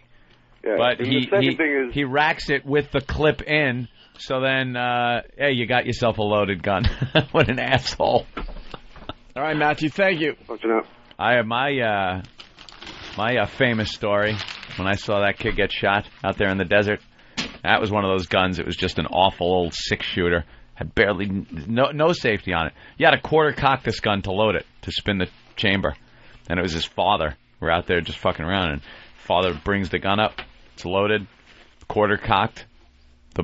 His finger must have been on the trigger. Hit the round. Boom! Right through his son's shoulder. Looked like it went right through his chest, but it hit his shoulder, chest area. And the kid's face just kind of looked at his father and just was like, "You shot me." Boom! Down he went. Sprayed like a fountain right out of him. And we were all sitting there like, holy shit. But it's pretty fucked up when someone gets shot. Pretty cool, actually. If you really don't care about the person that much. Here's one more clip. So clearly there's been some pain and suffering, I would imagine, emotionally on your part. Well, certainly, I've inclined to say that I've dealt with it from colleagues, state and local colleagues, as well as the general public in airports. Yesterday I walked into a salon and a young lady made mention to me that I was a person that shot myself on TV. So it's something that I can't get away from. I made an honest mistake during the course of this sensitive investigation. Sensitive material was leaked. And it's caused me a great deal of embarrassment and a lot of stress, basically, on my family and friends. How about cutting off your dreads? Like, if he just gave himself a haircut, no one would recognize him. You can't really tell what he looks like that well. It's a grainy internet video. Yeah. Yeah, who's going to say, oh, I know you. You're the guy that shot yourself. Yeah. So there you go. Good luck. And there's a ton of people that want in on this. Matt in Pennsylvania. Matt? Hey, what's this? Professor Anthony's supposed to know a little bit about everything. Yeah. Glocks don't have hammers. No, I know. I didn't mean a hammer like in a revolver. But that's whatever the name. What's the name of the thing that hits the fucking firing pin mechanism? Then could you help me out? Help me out of here, Henry. I'm pretty sure it's called a drop pin. What's it called? Drop pin. It's just a drop pin. Drop pin? Drop pin. Drop pin comes down and then it lets the firing pin come front. There is something that on the slide that strikes the firing pin that gives it the pressure that hits the primer. What's it called? What's it fucking called? I don't remember. All right, asshole. Call me when you know. I know it's not a hammer technically, but that's whatever it is that strikes the firing pin. Let's go to Glenn in Connecticut. Glenn. I don't own a Glock. Jesus. Hey, what's up, guys? Hey. I got two things. First off, I'm in the Army, so the first thing that happens when you get your rifle is they always tell you to index your finger, which means never put your finger on the trigger.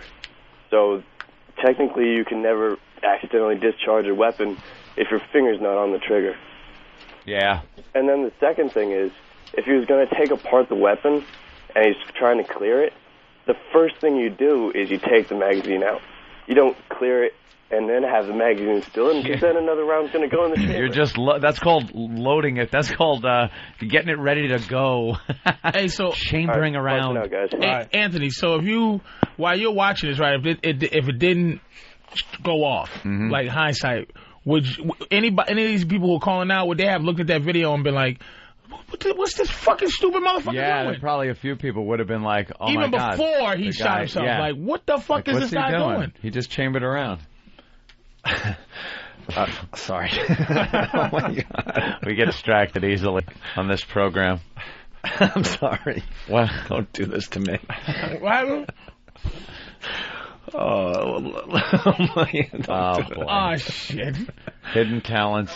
Fables from the disabled. Don't do this to me. And I guess it's disabled people that do arts and crafts. Oh my God. I made a pillow.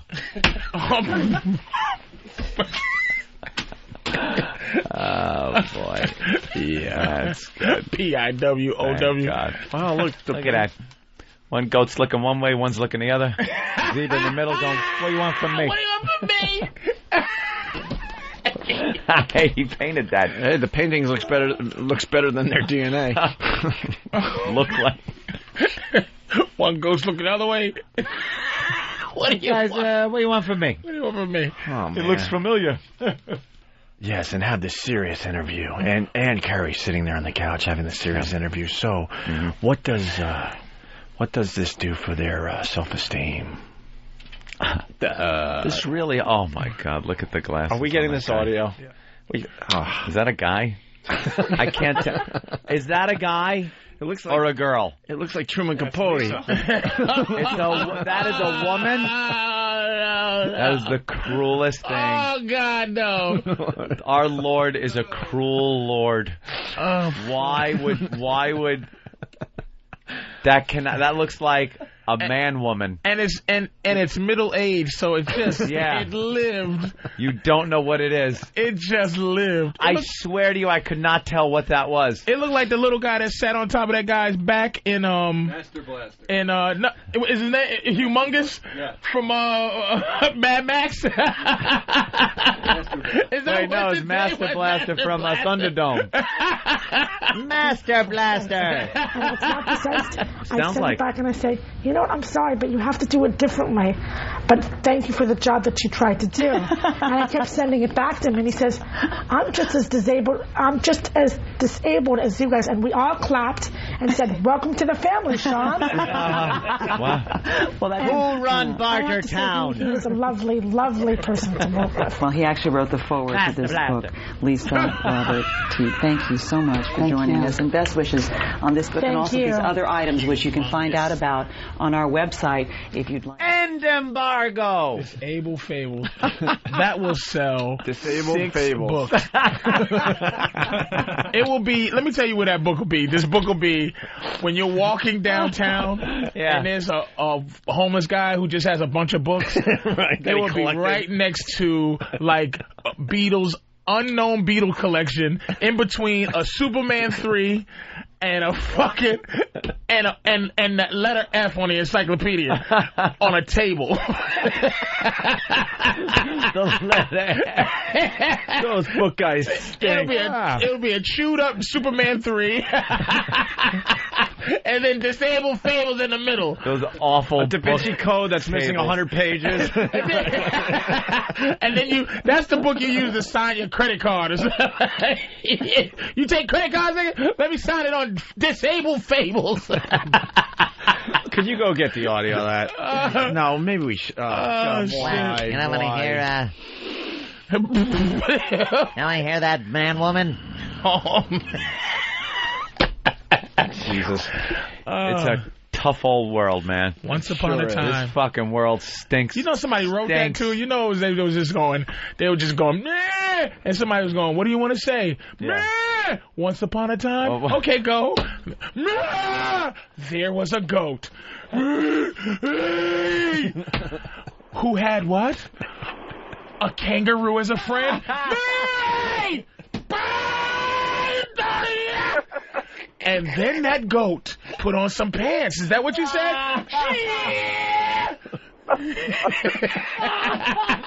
And at the end...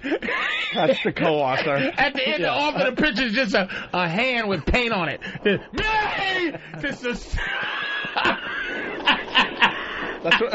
That's what he does at the book signing. At the book signing. I loved your book. He said thank you. Written by, and then they have the author as told by. Right. You know, it's like like when the sports guy writes a book. Yeah, sure. Yeah, sure he did. Oh, that's so as told to. Sure, Patrick a real Ewing author actually wrote this. Yeah, right. Yeah, are you kidding? That was Patrick Ewing. I was doing just that. That's why. Yeah. Hey, someone's saying it's a striker. Someone's saying it's a hammer. So now, whatever. You know what? We don't care. We don't have to answer every question. You need the technical name for everything, my friend. Can we break before Yo Mama Audio? All right. No. Ooh. In the ranks. Who's angered by that? Is there a reason why we have to break? Yeah. Behind. I heard that. Well, let's do this heist thing real fast, and then we'll break. Because this is I can hear you. Rashad. wrote Steve at FoundryMusic.com. We're getting a lot of participation from the listeners lately. A lot of people sending us stuff. We appreciate that. It helps the show greatly. Still looking for news teases from the rest of the country, by the way. Those ridiculous, scary news teases. You can send those in as well. Rashad writes, I was watching the show Heist on NBC, where I noticed some beautiful statements being made by an Irish cop to his black partner. I have not laughed harder at network TV dialogue. In the first clip, the two guys, who don't particularly care for each other, are just bantering in the station before a meeting. In the second clip, they are doing a stakeout, and Billy asks a perfectly reasonable question. I think it's great that network TV is finally showing a little bit of gumption by leaving that kind of dialogue in. Then again, NBC is in fourth place. Yes. So Irish cop, black partner, and Rashad thought this was so funny that he needed to send this in to us today. Okay. Let's take a listen to the first clip. I'm just saying, your people don't make good quarterbacks. What? Your people. Patrice, you better put your headphones on. Your people. I can hear it. Oh, you can hear that? Yeah, but I can hear all the show. Sorry. I can hear all the show. Oh, I didn't know you... Because you might have a comment here. That's all people. I'm thinking. I'm just saying, your people don't make good quarterbacks. What? Your people. They don't make good quarterbacks. Now you're an idiot and a racist. Vic, McNabb, Culpepper, McNair. Now, how would you feel if I said all Irish people were drunks? Well, we have to be to put up with the blacks. What'd you say? I'm sorry, African Americans. Should have used the N-word. That would have made it good dialogue. That was pretty fun. Not bad. Actually. Not bad. But, I mean, they gave the white guy a little more cleverness, and he was dumb at the same time, but he was more clever than the black. Yeah. But that was funny. But you know, it's like, oh, what would you think if we call Irish people drunks? Like, he could have been way funnier than that. Yeah. But, you know, they wrote it for the dumb white guy to be clever, but it was pretty funny, though, to be honest with you. Yeah. All right, here's the second clip. So you're saying niggas with an AZ is acceptable, but... Don't say it. That word with an ER is offensive. Yes, fool, they're both offensive. Just like cracker with an A and honky with two E's. Now, why can't you just call a brother by his name? Why's it got to be I have this black friend or my African-American partner? You can just say, this is my friend Tyrese, and believe me, people will see that I'm black. So you're saying we're friends? No, I'm not saying I was just using that as an example if we were friends. Well, if we were, what would I be? Your partner, your co-worker, or a nigga with an A that took a bullet for you? Didn't I just tell you not... Hey, here he comes. What show is this? It's called Heist.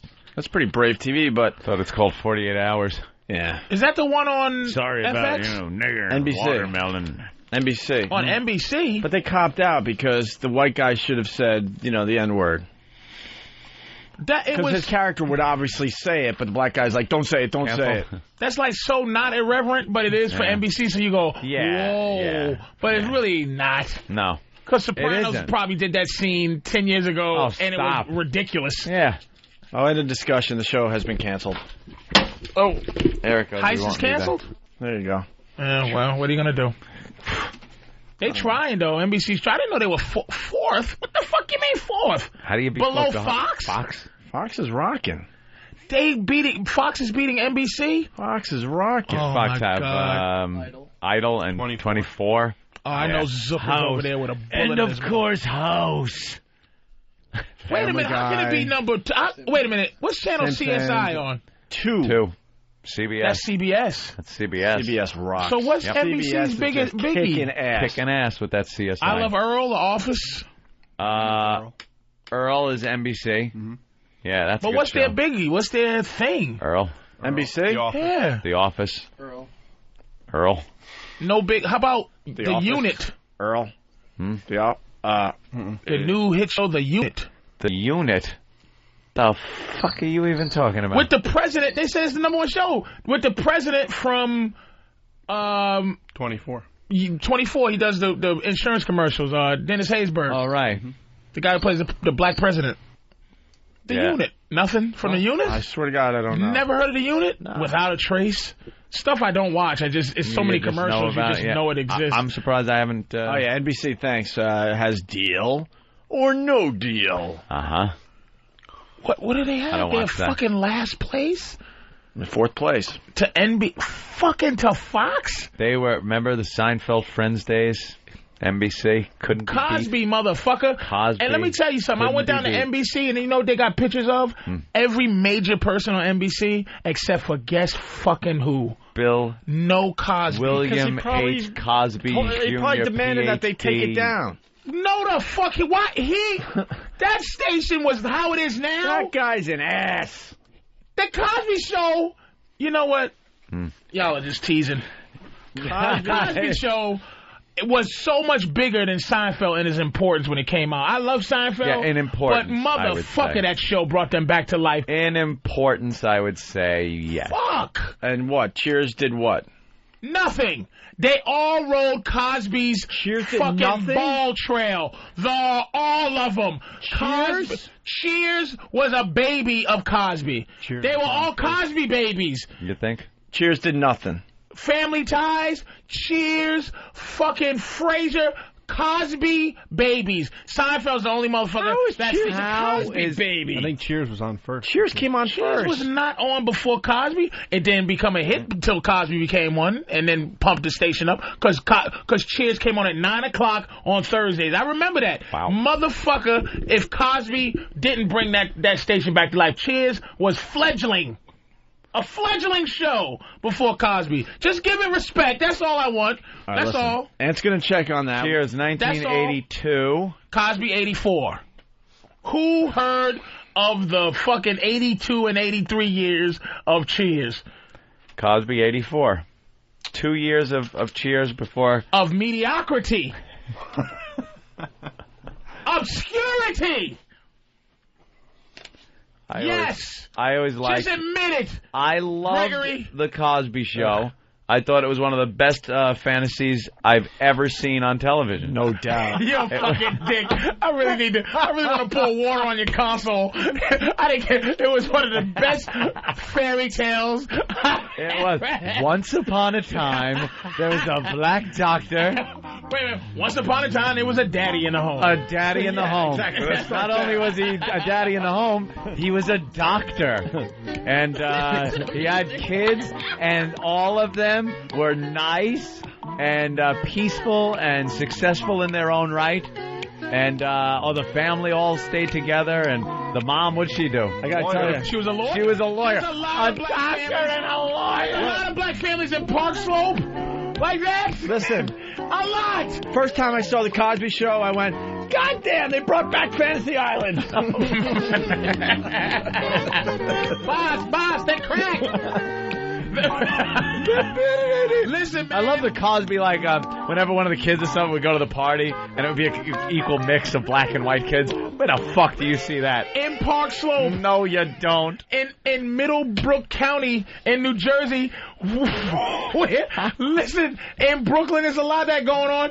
And the thing about the Cosby Show, man, that you gotta love is first of all, you didn't think what you're saying now when you used to watch the Cosby Show. What?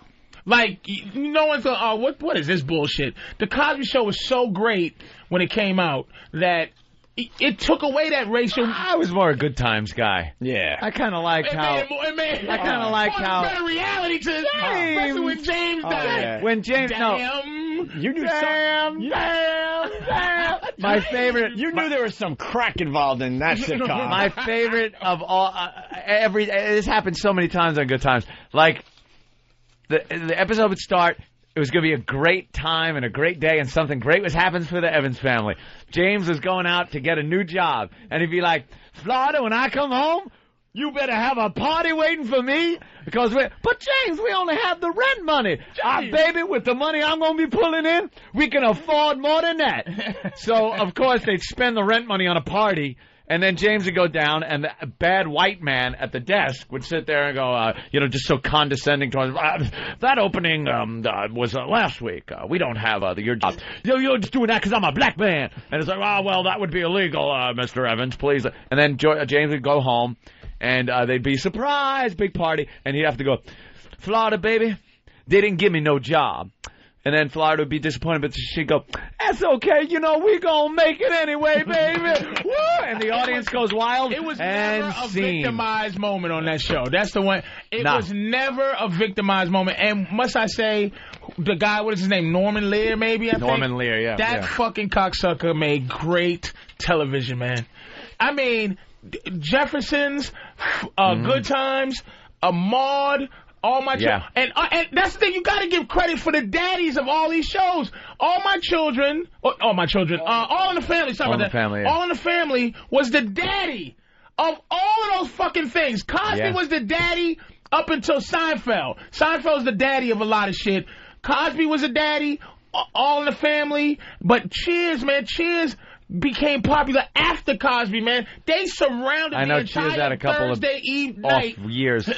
Yeah, all right. For some reason, they stuck behind it. Let's go to Leslie in Cleveland. James! Leslie! James! Yes. Where's JJ?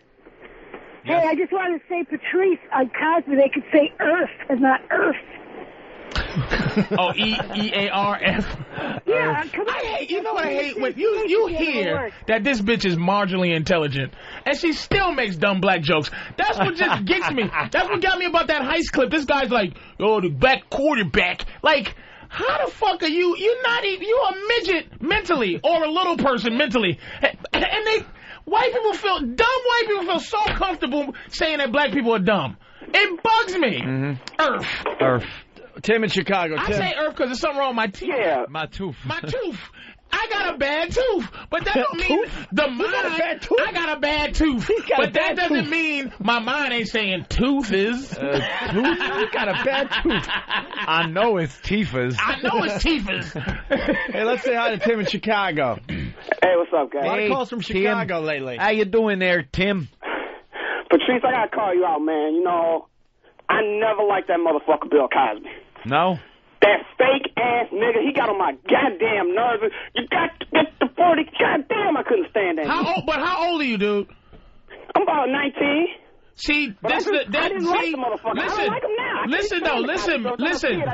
Listen. When the Cosby Show came out, you were not born, maybe? How old?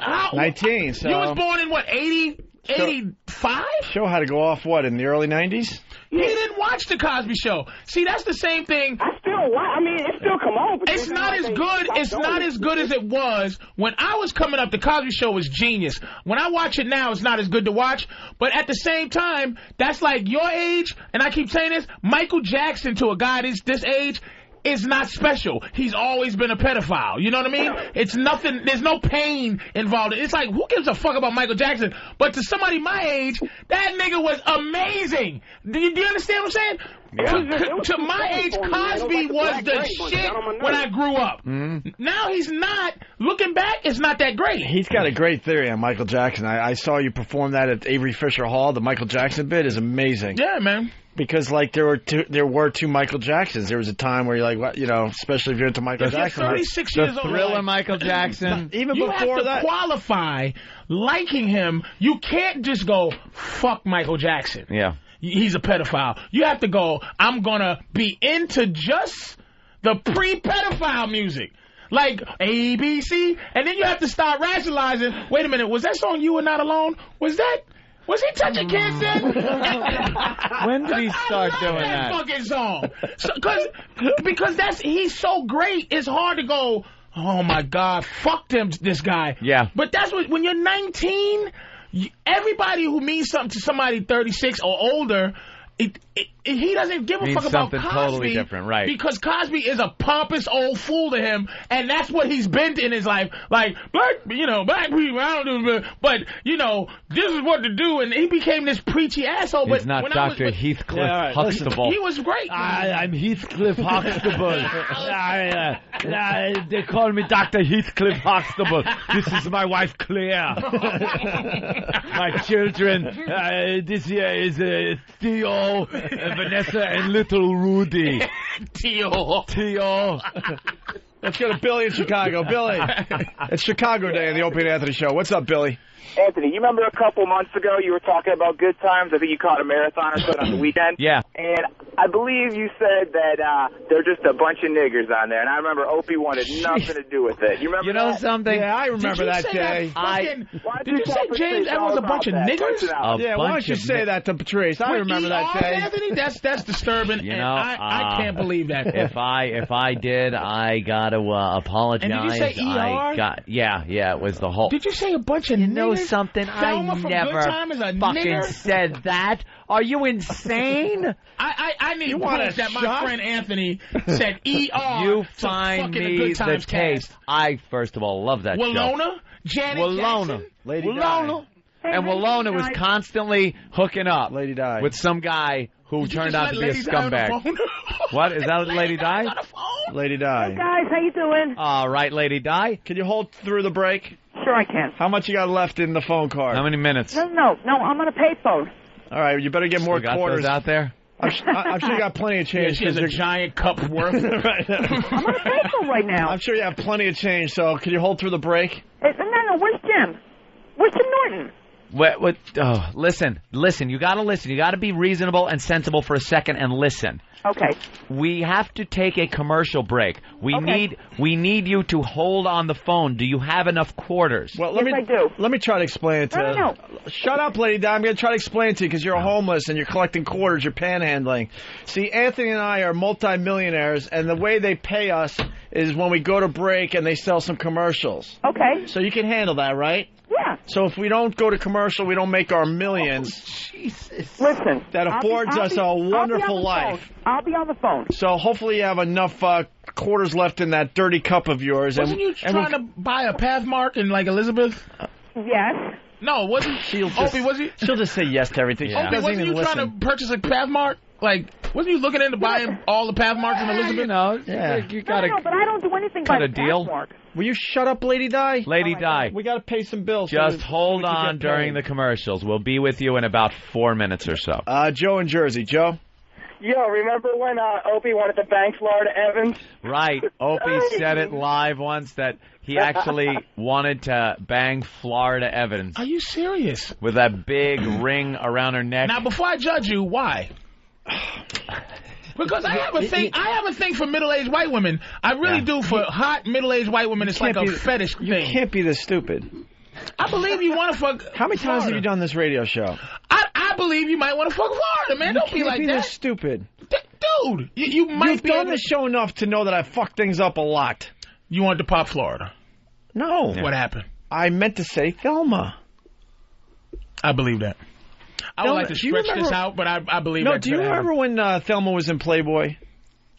Are you fucking kidding me? There is a Playboy somewhere out there. No, with Thelma? With Thelma in it. Yeah. I would jerk my helmet to oblivion if I seen a fucking naked Thelma. I used to go to the stationery store up the hill from my house, and I would steal the Playboys, which was just like the stress that I would feel before I would run out of there with the Playboy, because I would make believe I'm getting baseball cards, and then I'd walk around the store, wait for the guy to maybe go do something else, and then I would make a mad dash for the Playboy, grab it and run. And I had the Playboy with Thelma in the woods for, if you went a long time. into Harlem with a Thelma from Good Times, it's Playboy, out there somewhere, bro. You may be able to get $10,000 for it. Yeah, I'll get it. Yeah. It's out there somewhere. Go get it. I am Are telling you. you.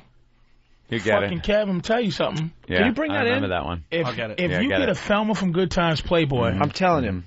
So we'll play the bit going in a break. Quickly, a little fun fact that I always find amusing is the fact that John Amos, who was the father on that show on Good Times, was only 8 years older than JJ. JJ was 30. I talked to JJ, who's Jimmy Walker's very angry guy, by the way. Oh, absolutely. He believes... We know. We fucked with him many times. David Brenner told him to be clean. Really? And he goes, I used to be dirty. And then David Brenner goes, man, you make a lot of money being clean. And he went clean, and then Pryor became Pryor, and that motherfucker... he thought he could be JJ Pryor. JJ is built like fucking Martini Steve now. Get out of here. He can knock you through a fucking wall. JJ's a big guy? JJ does not fuck around. He said he was 35 as JJ. Yeah, he was 8 years younger than the father character, and Florida was 20 years older than James. 20 fucking years older than James. She was 60. The woman was born in 1920. She was born in 1920. Are you fucking serious? Amazing.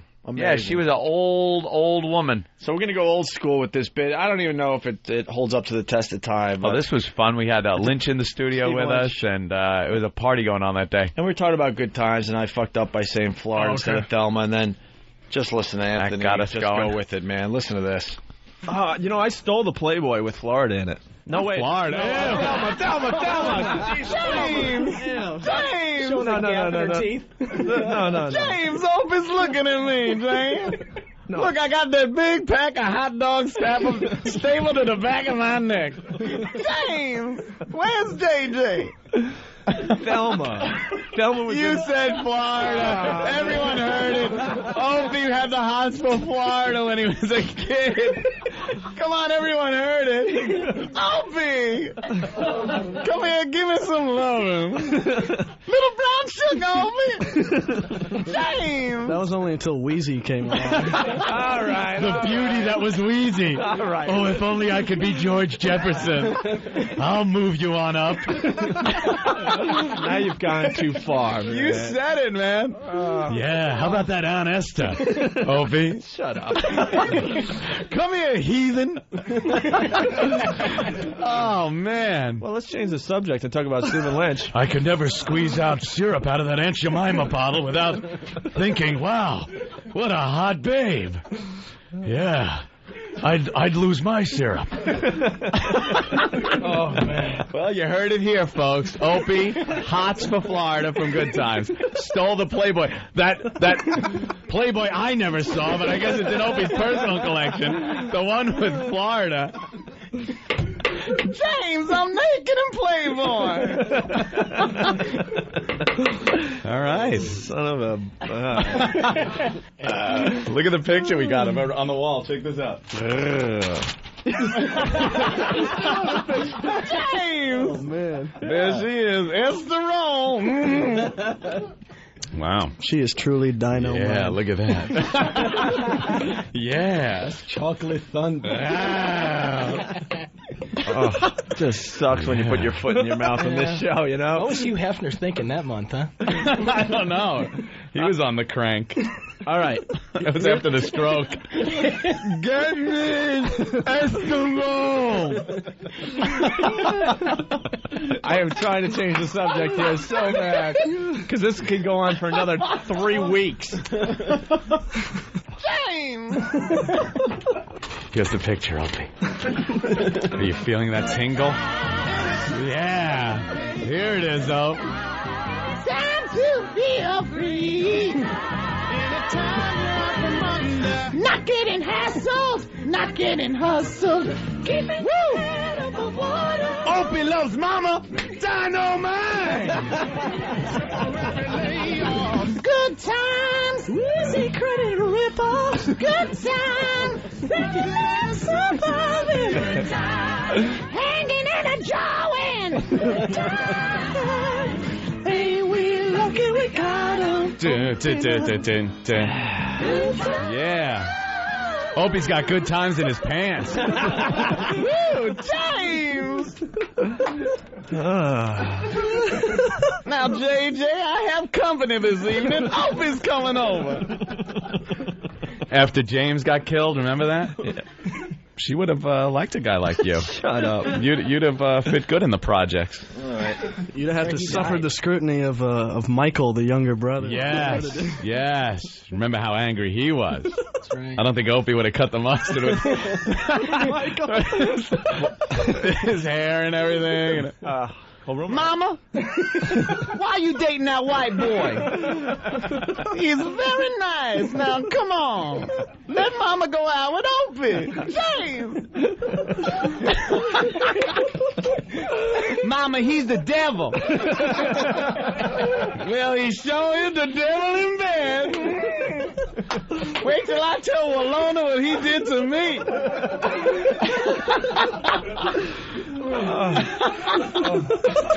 Of course, he can't stack up to James where it counts. You know, this picking on someone is not that fun after all. I always thought it was fun to pick on people. Oh, it's a blast. Come on this side.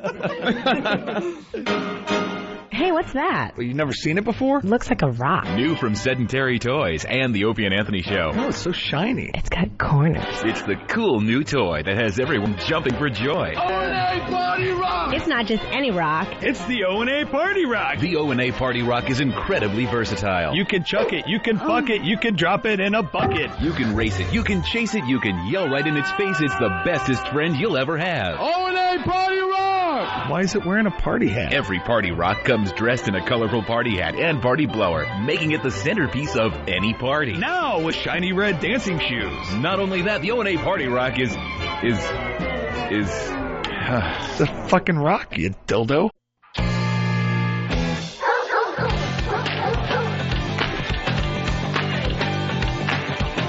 Let's say hi to Danny. Danny, what's going on today, man? Hey, just want to tell you that I got that Playboy for Patrice. The Good Times Thelma one? What's she look like, man? Like, what's she looking like in there?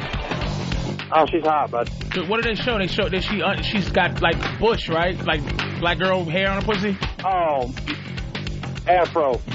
Oh, just a thick, bushy pussy. I wonder if someone has it on Pal Talk. Oh, my They can hold it up to their God. camera. Okay, well, I know we're asking a lot, but... It won't be live. All right, Danny, bring it in or mail it in. That would be great. Or copies of the pictures, whatever you want to do. I got a picture, not naked, but it looks pretty recent. And she kind of still looks like herself. All right, Danny. All right, thanks a lot. Oh, thanks, dude. Wow, man. How fucking gorgeous is she must be. Lady Di. Hello. Oh, that's right. I'm staying on hold over here. Lady Di! How you doing? She's in the projects. Homeless. In the Bad times. Bad times.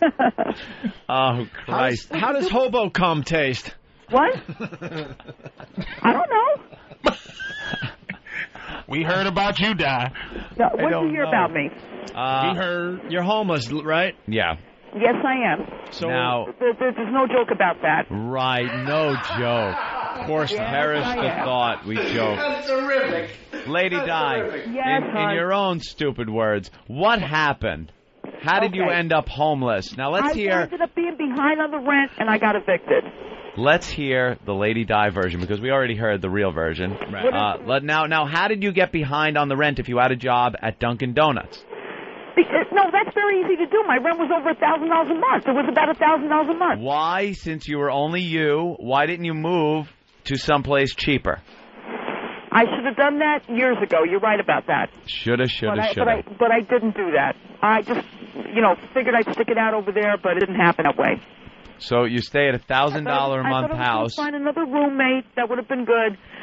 But that didn't happen either. So you got thrown out. Where is your furniture and stuff? I sold most of my furniture. So she sold everything she has. So right now you have the wrinkled, dirty shirt on your back. Yeah. And no money.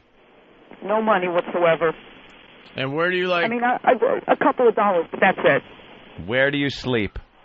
Right now, where do I sleep? I know. Where did you sleep? What was that guy asking? Yeah, what was that guy? No, it was a lady. And what'd she want?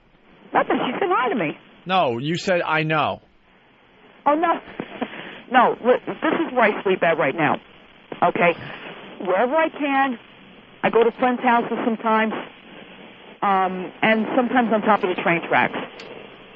On top of the train tracks? Right on the train tracks, right there. Vacant train tracks. Like outside. Outside. You sleep. What do you cover yourself with? We got blankets up there. Like everyone knows. That's wonderful. Who has blankets up there? The other homeless people. The other and they give up their blankets to you. Yeah. Again, how does hobo cum taste? By the way, if Marion hears this, I'm doing okay. I'm no, you're not. She first of all doesn't care. She gave up on you. She gave up on you. Doesn't care. Even your best friend gave up on you. How does that feel? What do you want me to do? I mean, well, maybe start listening to people would be a good start. I do, Patrice. Hi. So, Di, okay. Lady Di, I hear you were mugged. No, not yet. No, I heard you were mugged. They stole your money and your cell phone. Yeah, they did. All right, so what did you say? Why did you say, wait. Why did you say not yet when I said you were mugged? Because I didn't think anybody would tell you that. It's the whole thing. She's a lying sack of shit. And is it true that you're fucking for grapefruit rinds? Hold on, 1 second. What? Are you still there? Yeah, why? Somebody wants to talk to you. Hold on. Hold on 1 second. All right. Hey, how you doing, buddy? Hey, who is this? This is a friend of the Lady Dies. What's your name, sir? My name is Frank. Your name's Frank, and what type of friend are you? Well, I just got done working with the Star Ledger papers. I bought her a beer. I bought myself a shot in a beer for the weekend, holiday weekend. Shot of blackberry brandy. All right, so you bought her a little bit of beer, and what's she doing for you in exchange? She didn't do nothing for me. I just met her recently. How long ago? It was recently. I feel sorry for her, so I try to help. I don't feel sorry for her, but I know she's having little problems. I guess you could call it feel sorry. How long have you known her? About a week or two. About a week or two. Now, sir, you have to be completely honest here because we have known her for a long time. Are you having any type of sexual contact with her? No, sir. Not even kissing? No, sir. Cop a feel? No, sir. Mm-hmm. Are you homeless, too? No, sir. You're not homeless? No, sir. Where do you live? In Elizabeth. I lived in Elizabeth for 40 years. So why don't you let her live with you? Because in my room and house where I stay, I'm not here. Right. I'm not allowed to have anybody stay except for myself. So it's a rooming house. I already told her they have rooms available. She could get some money. How much? $125 a week with what I pay. $125 a week. That's $500 a goddamn month. A lot of money for a rooming house where you share a bathroom. Well, that's what they all are in Elizabeth now. In Elizabeth, yeah, New there's Jersey. 4 bathrooms in the house. Yeah, there's 4 bathrooms except for the guy and a girl upstairs, and they have their own bathroom. And you just hear yelling and fucking arguing and shit. So where's Lady Di sleeping these days? So over by a couple of people that I know for years, over by the railroad tracks. She's a good girl. I understand she got problems. With the homeless You think people you're helping her by giving her a shot and a beer? Well, I don't see why not. If she enjoys it, Yeah, but don't you understand that's pretty much what's gotten her to this point is her drinking? I don't know her that long to say that. Rest assured, that's it. Do you know that she has a son that she pretty much abandoned and lives with her father? Yeah, but she's a nice girl. She knows people I know also that sleep over on the tracks. As a matter of fact, one of the guys over there, I met him. I was the manager of his baseball team. Now he's sleeping on the tracks for 2 years now. Is it good? Yeah, he was very good. He was the cleanup batter for my team. Is it good? Yeah, he's all right. No, Lady Di, the Cho-Cha. She's nice. I talk to her. No, I'm saying when you... He already said he's not banging her. Oh, he's not banging? You're not banging it? No. Is anybody banging Lady Di on the tracks? Yeah. I don't know about all that, but yeah. So she has sex on the tracks with the people up there? Yeah. Isn't that poetic? A train on a train track. And that's to get money? Yeah, she's right. She tries to get money so she can, So she gives. survive. So she gives blowjobs or. I don't know all that now. Like I said, I'm only new with her, and I ain't trying to go that way. But how do you know that? Has she told you that she has had sex for money on the tracks? No, he used to be on my baseball team. He was the cleanup batter. Wait a minute. This guy's all over the place. He's home, so he's schizophrenic. Yeah. I taught him how to play baseball. Wait, let me ask you. We don't give a shit about the baseball. Enough about the baseball player. Does she fuck some of the guys and in trade they give her like their panhandle route? Like no, I don't the know. clientele? I don't know. Like I said, whether he hits home runs, Hey, you motherfucker, you're pissing me off. Enough about the baseball. Hey, I'm sorry. Hey, dude, do not mention the baseball. I swear. I got in the beer here, the blackberry brandy. I didn't even drink it. I just got off work. I sold 60 Star Ledger papers. I'm tired. So I'm sorry is about babbling. Put Lady Di back on the phone. Right, nice I've had it with you and your baseball player. I wish we could say the same. So what was he, the cleanup? I heard about your shows over the years. I heard Yeah. very good shows. Yeah, what was he, the cleanup hitter? Yes, he was. Shut the fuck up. Most of the time. Put Lady Di back on. And one other guy. Oh, my God. Somebody's probably fucking her right now. He's just trying to cover. Yeah. All right, here you go. Here's Put her back on. Thanks a lot. Thanks for talking. All right, put her back zipping on. up the back zipper of her sack. Hi, Gold. Someone start up the Lady Di death pool. Lady Di. Yes. All right, I'm going to ask you a question. What? I know the answer already, so don't fucking lie. I'm not going to fucking lie. Go ahead. All right. Are you on the tracks at night having sex in exchange for money or food? No. Yes, you are. No, I'm not. Yes, you are. No, I'm not. Have you had any intimate contact with anybody on the tracks? I don't kiss and tell. That's not like you having a romantic fucking date. Kiss and tell? We're talking about hobo cum. Dude, you are trading sexual favors. No, I don't do that. You are trading sexual favors for money. No, I'm not doing that. Yes, you are. Why can't you admit it? You know something? Until you admit things, you are going to continue sleeping on the fucking train track. No, I'm not going to do. No, I'm not going to do that either. This is only like one thing right now. So what you have done with the kissing and not telling is for romance, loneliness, friendship. What do you do it for? Probably a drink. Loneliness, but no, I don't do that. A drink. Oh yeah, you want some of this moonshine on your face? Yeah, maybe. So, Lady Di, you're telling me. You're telling me if you want to drown your sorrows with some booze one night and you can't afford it because you don't have any money, and some guy says, you suck my dick, I'll give you a fucking bottle of beer. No, I wouldn't do that. That hasn't happened. Then where are you getting your booze from? That has not happened. Where are you getting your booze from? The guy just told you, friends. That's it. They just give it to you. Yeah. They're homeless. They're homeless and living in shelters, and they give you their booze for nothing. He's not a homeless guy. Yeah, he lives in a fucking shelter, and he's a schizophrenic. Believe me, he's one step away from being homeless. That's pretty much homeless. Everybody's 2 paychecks away from being homeless. I don't care. Yeah. How you are, whatever. That's 2 believe me. paychecks away from being keep homeless. believing that crap. It can happen. When was the last time you showered, Lady Di? Yesterday. Why? Where? My dad's house. Your dad won't see you. We heard this already. Your dad will not see you. How do you know about this? We know. We heard everything. You're a compulsive fucking liar. Okay. Your dad won't see you. Where did you shower? I showered at my dad's house. Liar, liar, pants full of hobo cum. I'm not lying to you. Where did you shower? You've always lied to us. See, this is now the new listeners are finally going to understand. So she's saying that you're saying your father lets you shower and then says, "Get the fuck out." Right. Right after he lets you do an intimate thing in his house, he tells you to leave after you fuck. Yeah. He goes, "Shower, you fucking bitch, and get out." And then get out. And what did you steal from him? Yeah. Well, no, I don't. I don't do that. I don't steal. How far from the tracks is your father's house? I don't know, about maybe 3-4 miles. Mm-hmm. And he lets you shower, and then you say, "Bye, Daddy. I'm going back to sleep with the homeless." I'm not going to tell him where I'm sleeping at. He doesn't ask, but he asks no. you. He asks you why I'm sleeping at a place that doesn't have a shower. Right. If you're going over there to shower, apparently you're fucking homeless. If you guys could do me a favor on wackbag.com. No, you're lying to us. Not until you tell the truth. No. Right. You want me to tell you the truth? Yes. This is the truth. We help out people that really deserve it. That means she was lying. If she's getting ready to say you want the truth, has she been lying the whole time? What's the truth, Lady Di? The truth is I am homeless and I'm doing whatever I can. Okay, to get by right now. And that includes... Well, you know...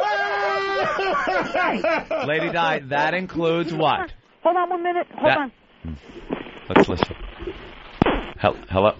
She hung up on us. She hung up. Hold on. Now, for the new listeners, we've been dealing with that on a steadily declining basis to the point she's at now, completely destitute, for years now. When we first met her, she actually had a pretty good job. She had a good job with Budweiser. Budweiser, I believe. Yeah, she worked had in one of the Budweiser plants or something like that. Her Jesus, son. Did that fucking tell you something? I think she was married. Yeah, I know. She went where the booze was.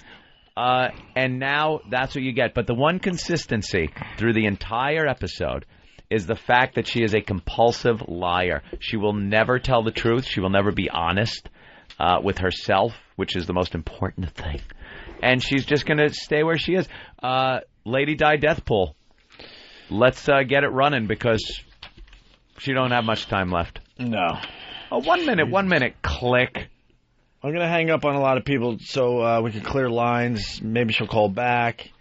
Frank in New York City, really fast.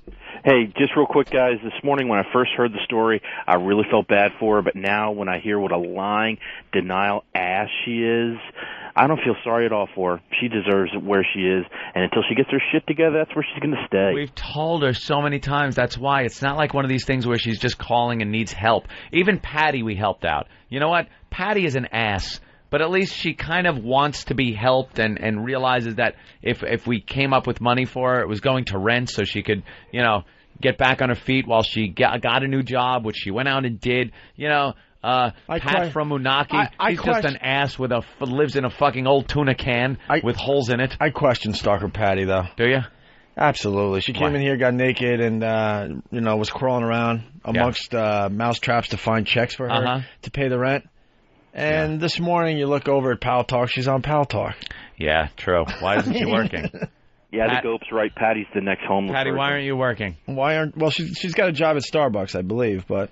When does she work? She's on Pal Talk all the time. Anyway. All right, Frank, thank you. Thanks, guys.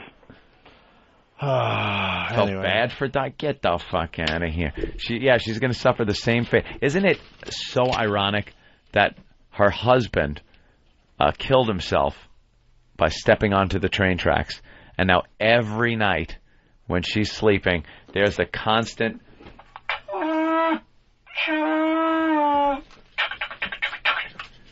reminder of an 1843 train rolling by her. I was going to call you out finally. You got some great sound effects, but I'm like, what the fuck, man?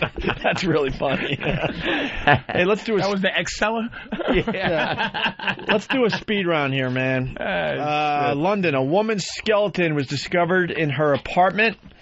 Surrounded by Christmas presents and with the TV on. Creepy. 3 years after she is believed to have died. Yeah, she died, just sat there and apparently rotted away.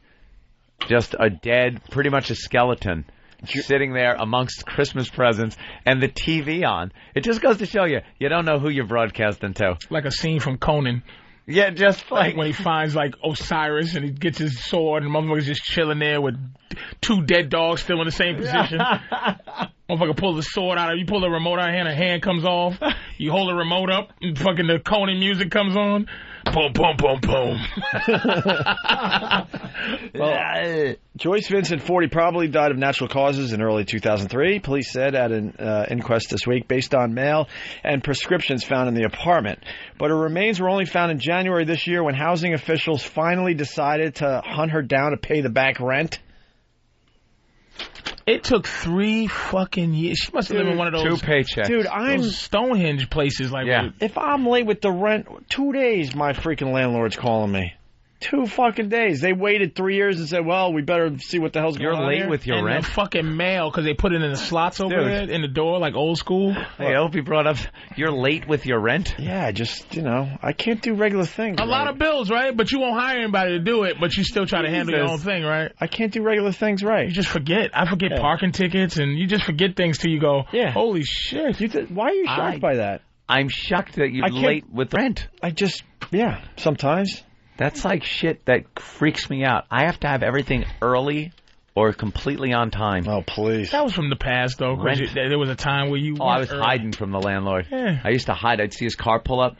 He had a Firebird. Dude, I screw up. We'd all hide. Your landlord had a Firebird. You just white trash down to your knuckles. It was awful white trash. Down to your white blood cells. It's just fucking Jesus. I had like 5 roommates. The table was full of beer. We'd call the place Pee-wee's Playhouse. And like instead of paying the rent, we'd go out and buy radio control toys and stuff. Oh. And barbecue out back. We'd just buy a big London broils and cook with tools like wrenches because we didn't have anything to cook with. We'd be flipping it with pliers and shit.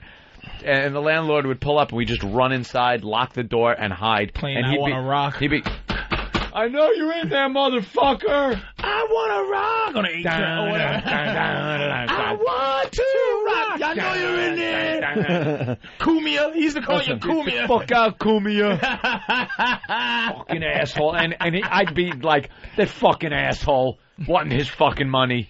Listen, you know I don't have any. The story gets crazier. Let's see. When officials broke into her apartment, They discovered the woman's largely skeletal remains on the floor surrounded by Christmas presents. The television was on as it apparently had been for 3 years. 3 years? 3 straight years. The 40-year-old's body was so decomposed that the only way to identify her was to compare dental records with a holiday photograph. Was there an open lost ark next to her?